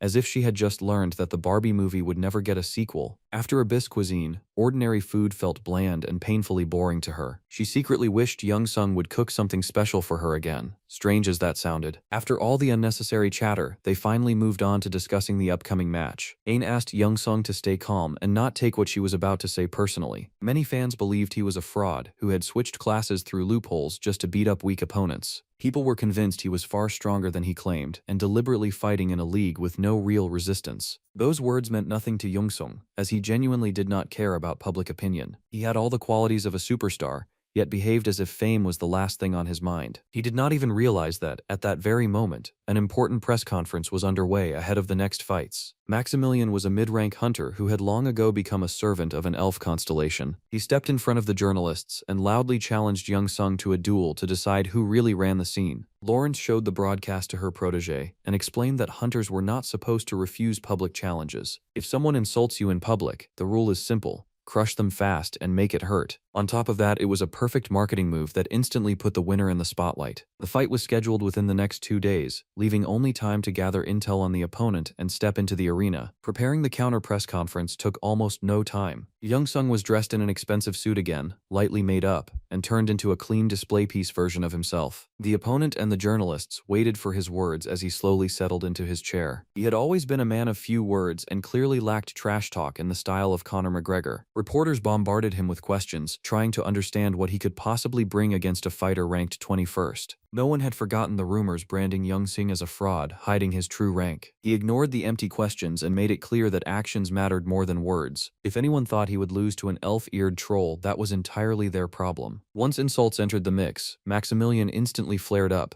his face burning red with anger. He vowed that this match would be a sentence for the abyss-born fighter, one that would leave him unable to walk. If he was so confident, the master of training suggested settling it right here and right now. Virtual reality was for the weak, and starting a real bloodbath without waiting sounded far more interesting. After that, the journalists fell silent, grabbed their cameras, and prepared to capture pure shock content. Young Sung openly provoked his opponent, who quickly deflated, going quiet like a scared rabbit. It became obvious to everyone that Maximilian had chickened out and refused to fight like a real man. After that, Young Sung addressed all his haters and promised that the upcoming fight would erase every doubt. Viewer numbers exploded instantly, and even people who did not care about the match were force-fed clips by the algorithms. Even though Young Sung behaved like a barbarian, Ain Lawrence was satisfied with how everything unfolded. She knew perfectly well that this was exactly how superstars were made, especially when the guy could actually fight. Now it was time to find suitable opponents so Young Sung could get a final tune-up before the clash with Maximilian. The stakes were insane. A single loss could permanently shut the door to public attention and the army of followers he needed. Ain went through every hunter she knew, calculating who could even theoretically survive a sparring session with this monster. But the moment Young Sung heard about her plans, he shut down every idea of practice matches. Someone who had survived hundreds of thousands of years in the abyss had no need for rehearsals against Earth fighters. He was already at peak condition, his movements sharpened into pure instinct,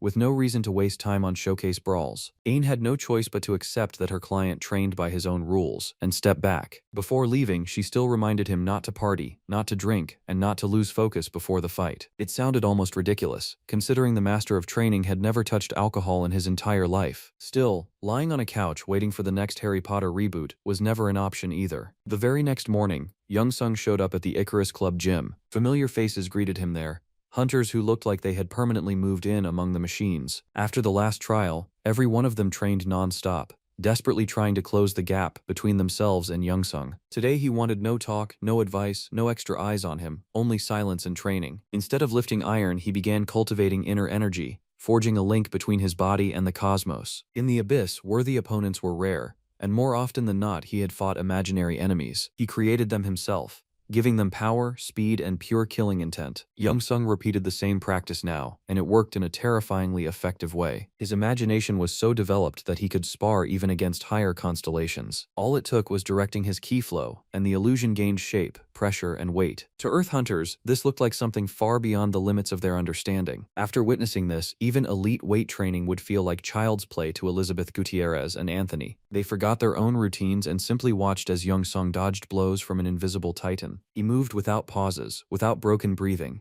as if time itself synced to his rhythm. Only at the very end did his body remind him of reality.